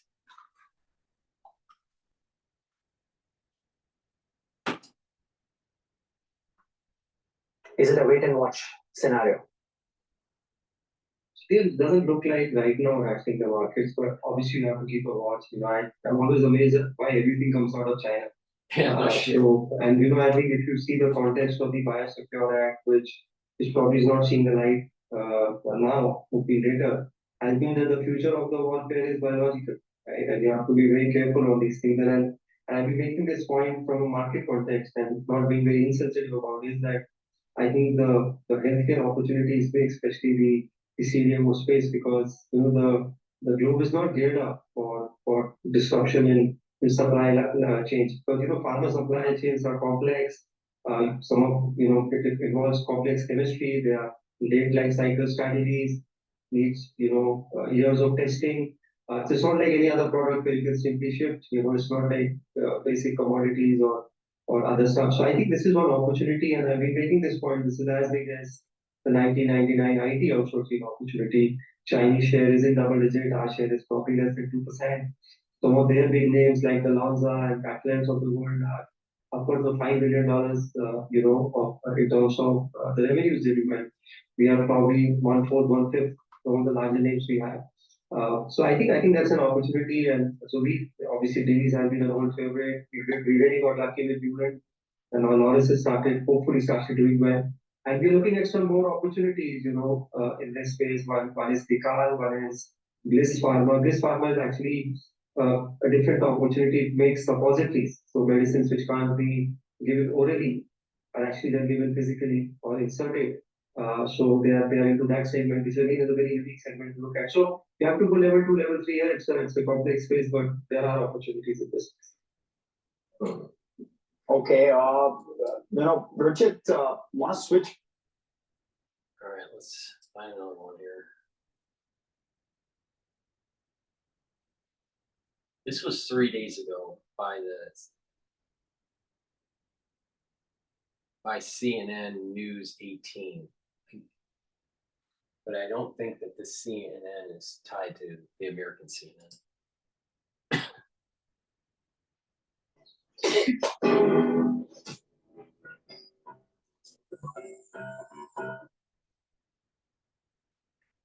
Esta temporada, Spectrum Internet pone las apps de streaming y shows favoritos a tu alcance. ¡Cámbiate ya!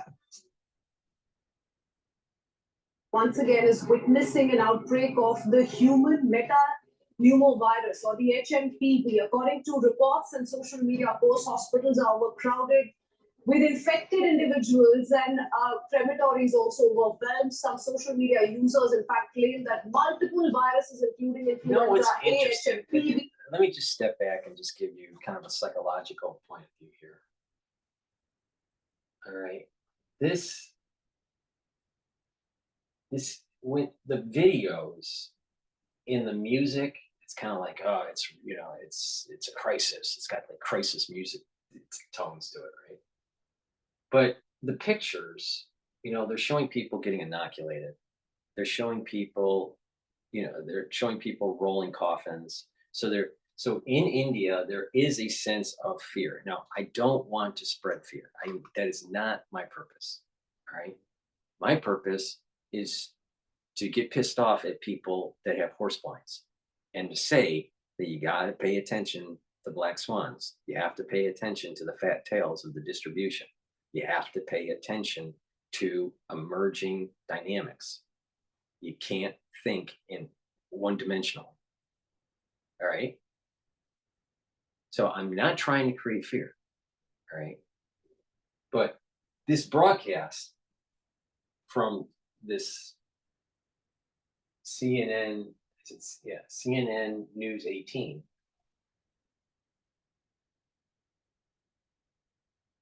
I can see people watching it in India getting kind of scared, all right?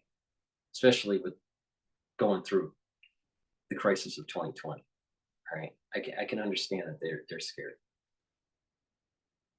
For most people, hMPV, assuming not serious mutations, will fare okay. But I need to ask the question, are there mutations that are more serious that leads to pneumonia quicker, even in the general population, not just the pediatric and the geriatric, where that pneumonia is manifested quicker? We don't know. Are there mutations that are going? I wish China was a little bit more forthright on what's going on. Now the question is, why are they not forthright? Is it because they don't want to create panic in their country? Or is it they don't want to tell the Western world that their population is really sick? Because they're concerned, you know, they're worried about some sort of, you know, military operation that, you know, that may help with the United States and Taiwan. I mean, Taiwan is a hotbed. A lot of people aren't paying attention. Taiwan is a hotbed, no doubt about it. Just as hot as the Middle East.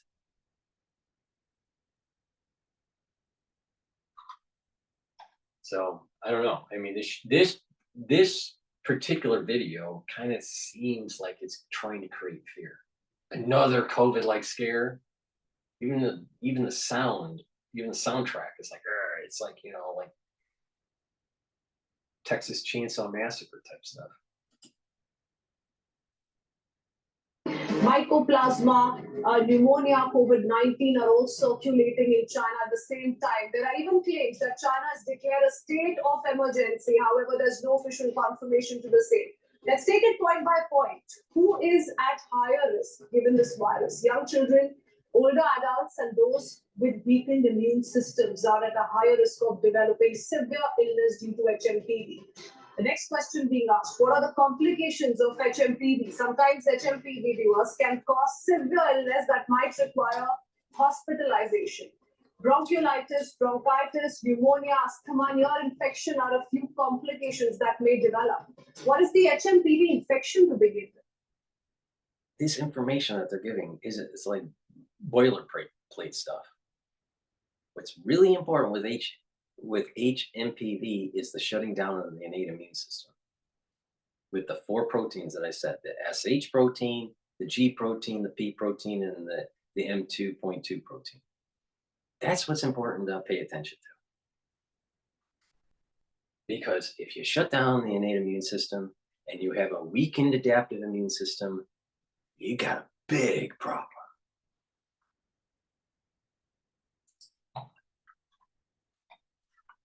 Let's break down those details. The infection is caused by human metapneumovirus, causes symptoms similar to common cold. That's something you can watch out for. It can sometimes cause pneumonia and bronchitis as well.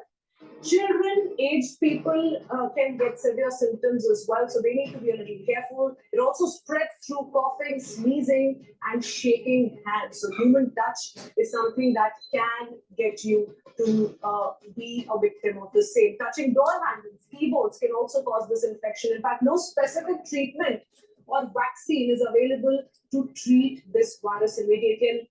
Breaking news. New York City has snow flurries. Limiting the spread is the only way to tackle this disease. Some more questions have been answered for you. The question that is commonly being asked, has the WHO declared an emergency till now? The answer to that is emergency related to the spread of this virus in China. The rest of the world hasn't been declared as yet. There's no official data that indicates a pandemic-like situation so far. The next question being asked, has the virus been detected outside of China as yet? And the answer to that is it's been detected in countries like the United States, Canada, parts of Europe, and some other nations as well. Next big thing being asked, what are the symptoms of this new virus? The answer to that, like I said, symptoms are cough, fever, nasal congestion, shortness in breathing, worsening of symptoms. They also include problems like bronchitis or pneumonia. And when do these symptoms show, or what is the incubation period here? The answer to that is, as experts opine, a person will likely experience symptoms within 3 to 6 days after contracting the infection. There's also a question being asked on what are the preventive measures She's just boilerplate stuff. So I want to go to Mirror now. This was 3 days ago, and the title is New Year, New Chinese Virus Threat. All right, so let's see. That's wild. Unfamiliar route. Triple built-in compatibility and the connected confidence of OnStar.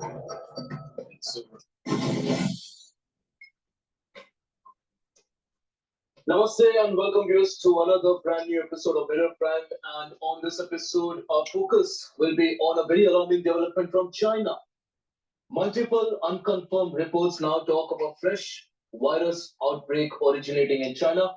Before we get into this, let me be very clear. We are not being alarmist right now, nor are we trying to downplay what's happening. We will objectively try to help you understand what's happening and let a panel of experts decode the situation. With that out of the way, let's talk more about this development that's coming in from China.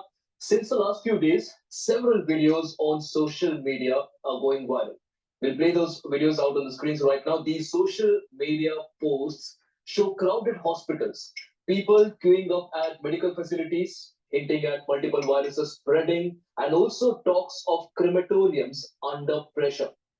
The virus that is being talked about right now in China is the human metapneumovirus, hMPV, which is very similar. Now let's think to about the this for a coronavirus second. in the way. We played like 5 different videos from India saying it's endemic and don't worry about it. Then we have some data points that are suggesting that there are crematoriums in China. That doesn't sound like it's just a regular benign hMPV, if that's really taking place. Who knows? Again, China doesn't say much. So this brings up a larger problem that we have. Back in the day, in 2020, right, covering the information was a little bit easier. But now in the world of AI, you don't know if anything is true. People are using AI to create websites and to post news articles.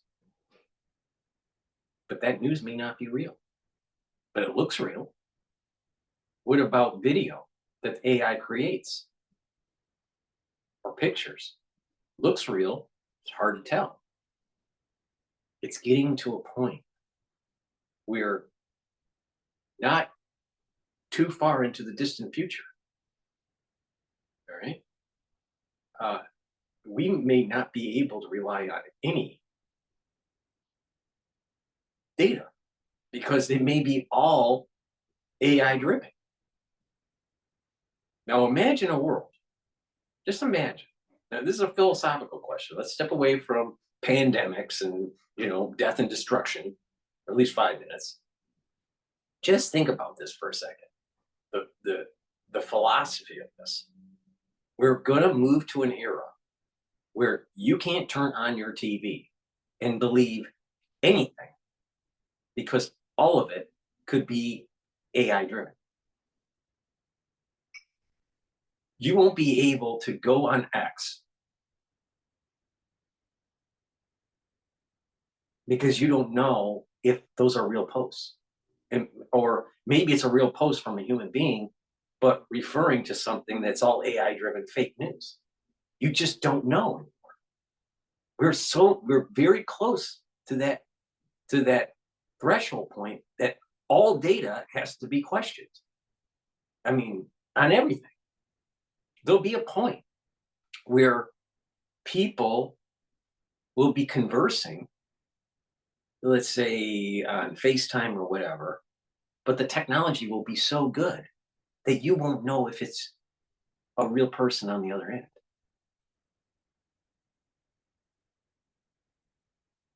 Dangerous world. Maybe maybe that's a way for mankind to unchain itself to, the noise, right?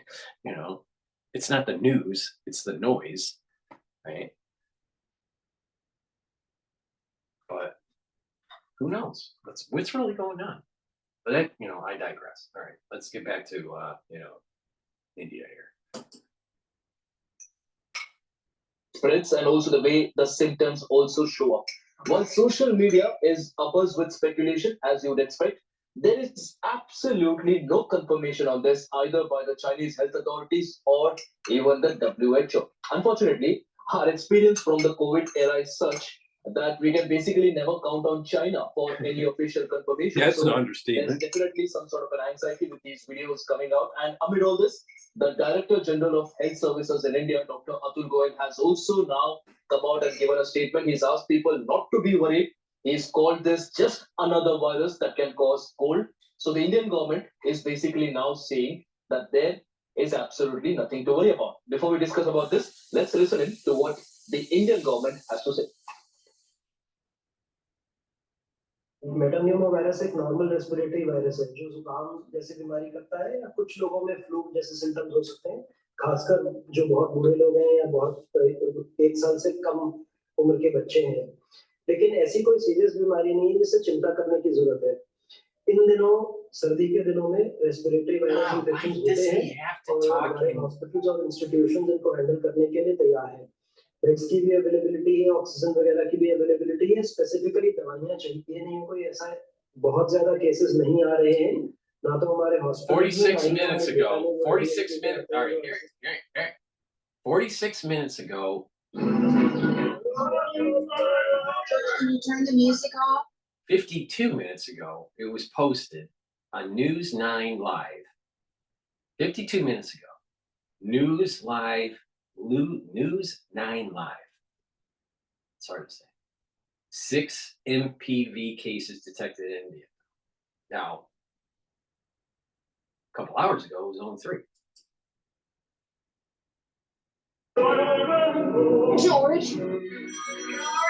Can you get that? George.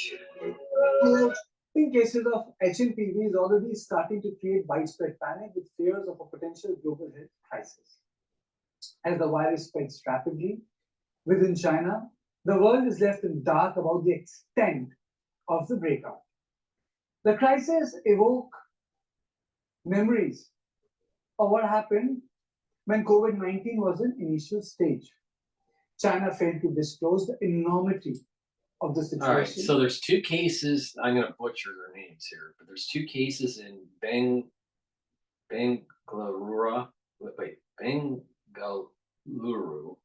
2 in Chinane, 1 in Gujarat, and one in Kolkata. It failed to disclose information to World Health Organization, which it controls now because Americans have exited it. And ultimately, the pandemic consumed 6 to 9 million lives worldwide.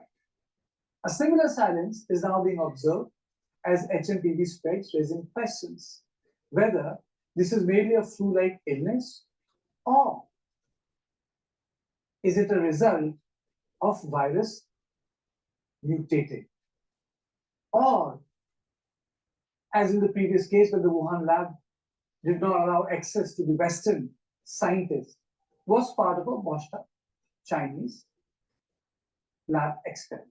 Yeah, that's where I'm focusing on right there. Is yet to make a statement on the outbreak. And it's consistent in its position, which is that it is watching the situation closely. Now let me introduce my panel, Dr. Sunila Garg, advisor to ICMR, and Dr. Vinay Kanchu, senior consultant, respiratory and critical care in the Apollo Hospital. Thank you, both of you. Let me begin by asking one question to both of you. Dr. Garg first. How seriously hMPV is supposed to be taken? Depends on the patient. One thing I like, first of all, thank you for having me on the show. And I'd like to say that when we talk about human metapneumovirus, it predominantly is affecting respiratory system, but it is known since long, since 1958 as early as possible. And from 2001, we had, a cluster of 28 cases in Netherlands. So since then, across the world, we say that, we have number of cases and predominantly these cases are milder in nature. Now you see the concern is because that we have huge number of cases with all the facilities being overcrowded, full hospitalization being there. This is a great point that she's making. All right, you got about 10 cases here, 50 cases there. Last year in Malaysia, there was 225. Then all of a sudden there's, and that was the whole year, and then all of a sudden there's a surge of cases of 327. There's also the surge of cases in China. Why all of a sudden a surge? Why? Again, there's more questions than answers with hMPV.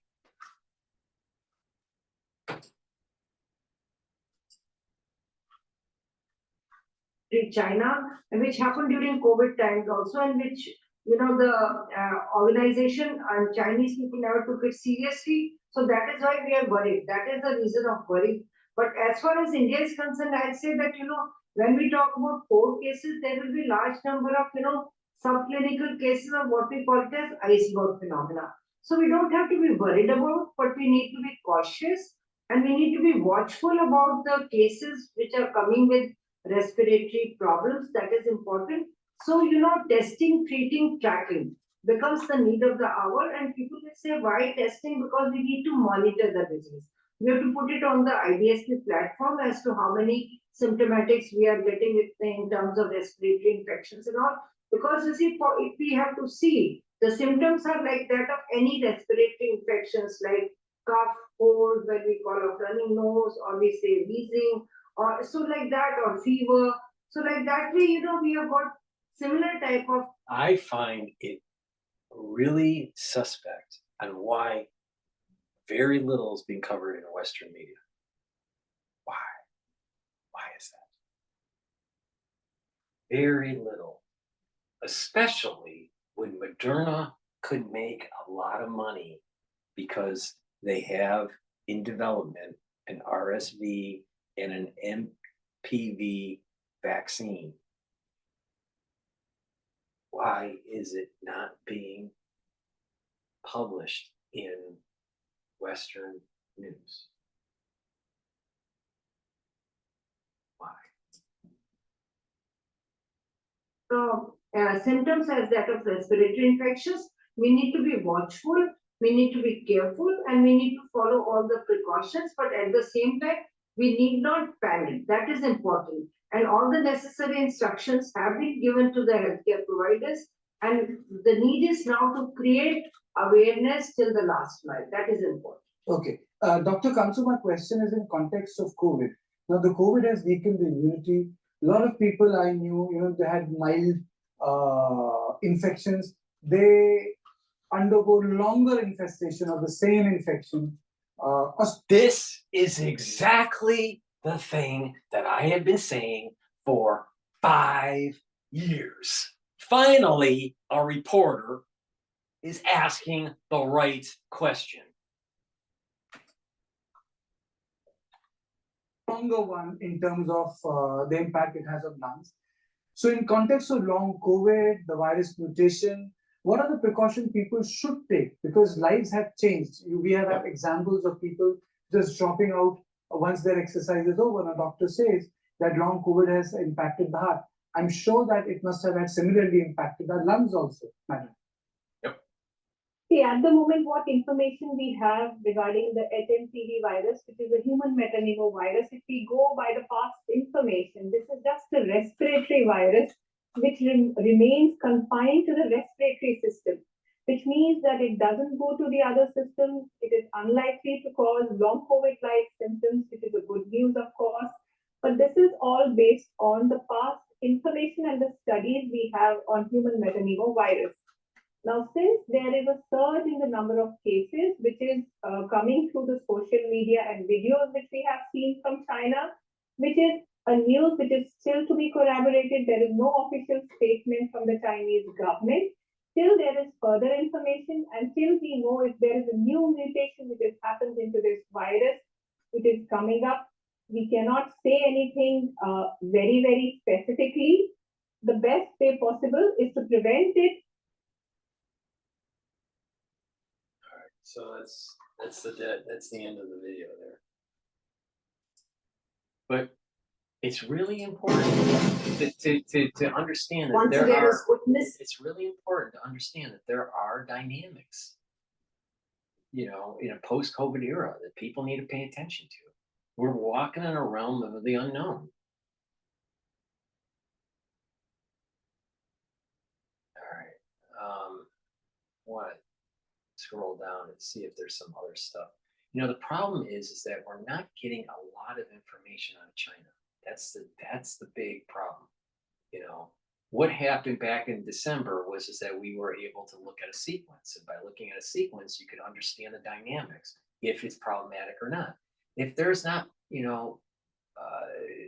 too much mutation on the fusion protein, on the G protein, I probably would say, don't worry about it so much. But without knowing, it could be problematic, especially with no one really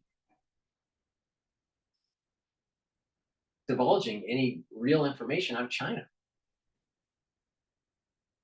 All right, this is called Impact. This is interesting. Impact AI News TV. I wonder what I've never seen this before. So this is 4 minutes long. So let's just play it to see what it says here. A surge in respiratory. Yeah, so it's an AI-driven news.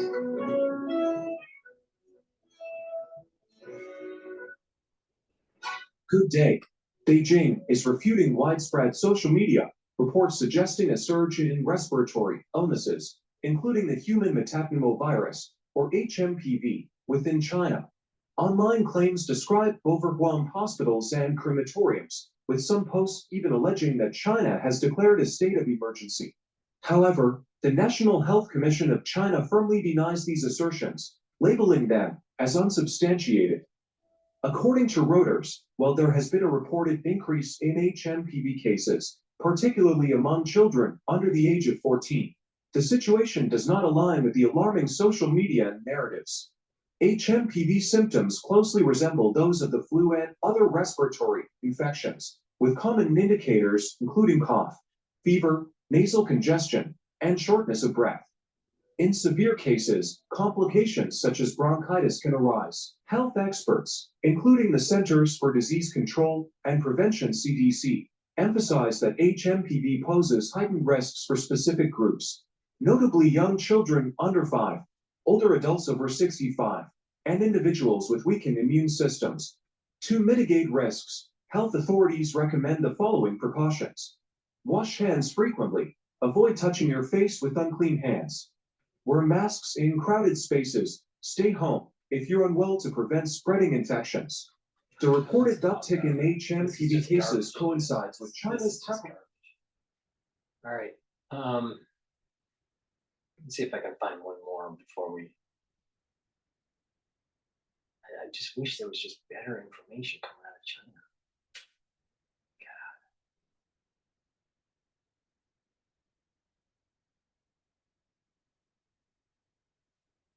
Let's see here.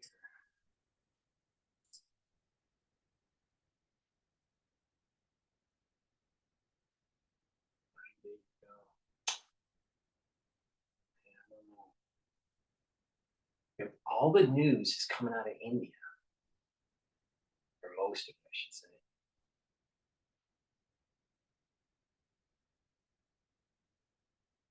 Yeah, most of the news is coming out of India. All right, there's really not much more that I can add to this through the cursory view of the videos. And without having a fully sequenced genome analysis done on the G protein and the F protein, and some of the other important proteins that shuts down the immune system, we're kind of flying in the dark here with MPV. Now, my gut take on this is this. My gut take is, for most people, it's going to be mild to moderate, assuming you're healthy. All right? Assuming you don't have a compromised immune system, and assuming that you don't have pulmonary dysfunction.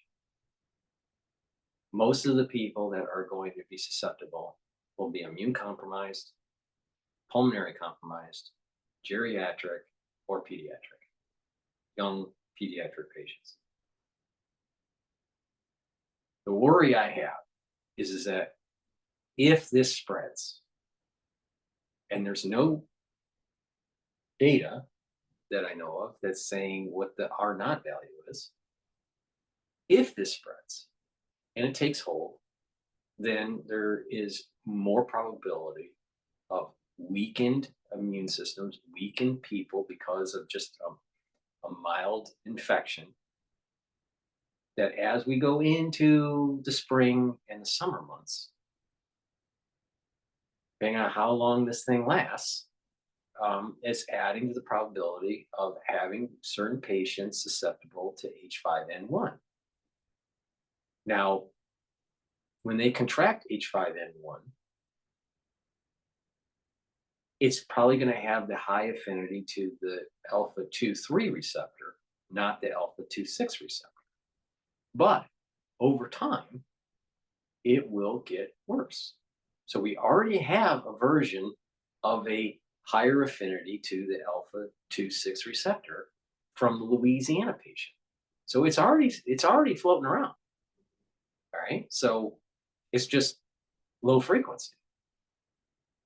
But when the mutations take hold that allows it to have higher frequency, then you're going to have a higher probability of H5N1 being human-to-human transmission.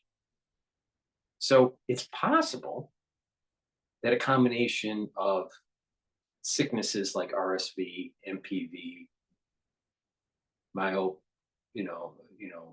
the mycoplasma pneumonia,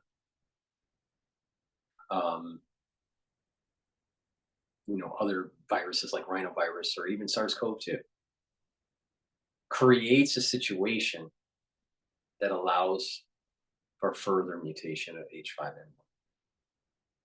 H5N1 is going to be very problematic when it's human-to-human transmission. But here's the saving grace of it. So if you compare it to hMPV, mild, there's no evidence of like world pandemic kind of situation with hMPV. That's good. The bad stuff is that there's no vaccine for it, and there's no treatment. There's no viral treatments for it. Right? Now that doesn't mean that treatments can't be figured out, but it's just nothing there on the shelf right at this moment. So if it becomes worse and very problematic, we don't have any treatment yet. right? With influenza, if the H5N1 takes hold, the highly pathogenic H5N1 takes hold and it goes to human-human transmission. Yes, there are known antivirals and known monoclonals, and Moderna is, again, and I'm not a big fan of Moderna at all, it is also working on a H5 and H7 combo vaccine that they received funding from HHS for, I think, about $178 million. So they're already working on it. All right. So you have antivirals that potentially would help with H5N1, monoclonals, and Moderna's working on a vaccine for it. But the thing is that when people are taking these vaccines, you know, it can cause injury. It can cause problems. So there's vaccine injuries that do happen in the population. The question is what would be the percentage of the population that has those? So the point I'm making here is that H5N1, when it goes human to human transmission, you're going to see pandemonium. You know, not just pandemic, it's going to be pandemonium. Very similar in terms of social dynamics, the way people behave, to like SARS-CoV-2 during the COVID years. But I don't think that it will be as bad in terms of deaths with human-to-human transmission at H5N1. I think the death rate would actually be low. Part of the reason is just that the antivirals are supposed to help with this. So if that holds true, then you're probably seeing a death rate that is maybe, you know, I suspect that if H5N1 goes fully human-to-human transmission with high frequency, that you're probably going to see about 250,000 deaths in a year. All right. Now, it's not out of the realm of possibility, because approximately, depending on the flu season, you can have deaths that are about 20,000 to 50,000 a year. So if you take the high number of 50,000 deaths in the United States and just do a factor of 5, you get to about 200, you know, you're at 250,000 a year. So it's not out of the realm of possibility. So, but I don't think it's going to be as bad. But the thing is as this is happening, the social dynamics, the power grab from the HHS, the fear in the population, the willing to give up civil liberties for safety, you know, will happen. All right. So there's multiple ways of seeing this as a crisis. There's a crisis of health, and there's also a crisis of wealth, because it's going to affect the economy. And it's a crisis of your constitutional freedoms. So it's important to look at all these different, these are lessons learned from the COVID era.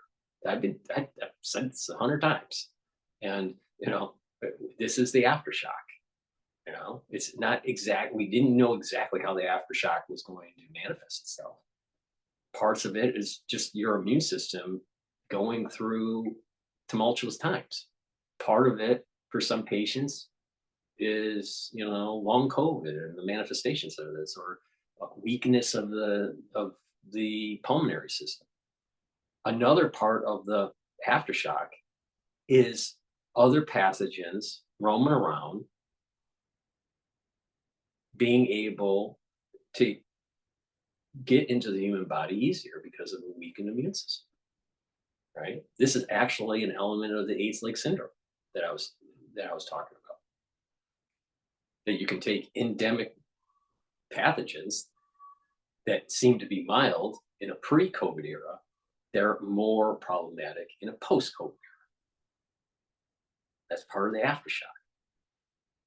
So, but my gut feeling with MPV is that it's going to be mild, but if it spreads, you're looking at populations that will be healing from infection. And so they're more susceptible to a H5N1 infection. And if more people are susceptible to a low frequency alpha-2 6 receptor affinity for H5N1, then eventually you're going to have high frequency H5N1 alpha-2 6 receptor affinity. That's a problem. That's a big problem. I'm going to shut this down for this video. Thank you for the ones that were listening on X Spaces. It's important that you help support my work by following me. Make sure you subscribe to all my channels. I have 4 channels on YouTube. I have Brighteon, Bitchute, and Rumble. Why follow me on all these channels? Because I get strikes on YouTube. And I do my live streams, and I do my premieres, and it's whack-a-mole, all right? So also follow me on X and GETTR. All the links are in the description of this video. And just follow my lead. I can't tell you what to do to improve your immune system in this video because of the censorship. I will be doing it in the next video. But the thing is, just pay attention, follow my lead. hMPV is worrisome, but don't get panicked. Don't, buy 10 years of toilet paper, okay? Don't worry, all right? Just ask questions and just pay attention, all right? It probably will just kind of die down. That's most likely what's going to happen.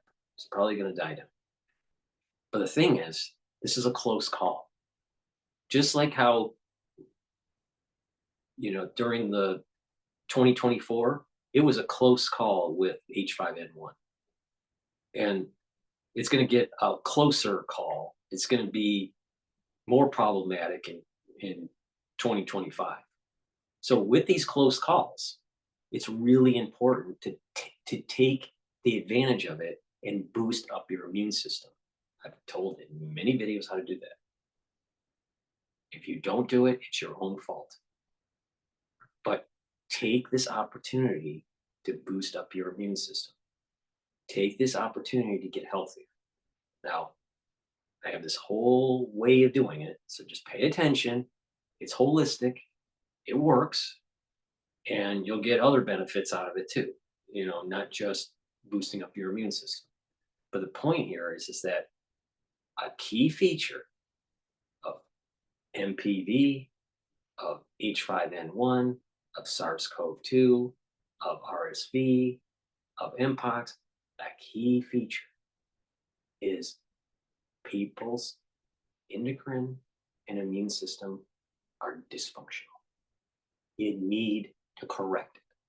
When you correct it, you're lowering the probability of you succumbing to severe disease.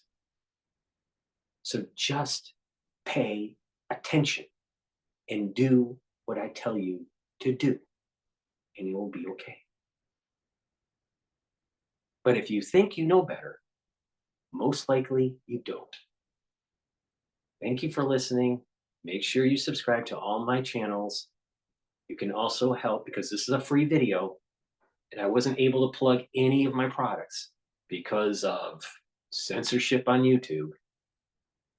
Help support these free videos by donating on my website, the-studio-reykjavik.com. It's the-studio-reykjavik.com. You can donate through Stripe, PayPal, or Buy Me a Coffee, or be a paid member to my Patreon channel. It's through the donations and the paid membership on Patreon that allows me to do thousands of videos for free for you guys. Now, I think I gave you insight that you're not getting anywhere else. Thank you for listening and have a nice day.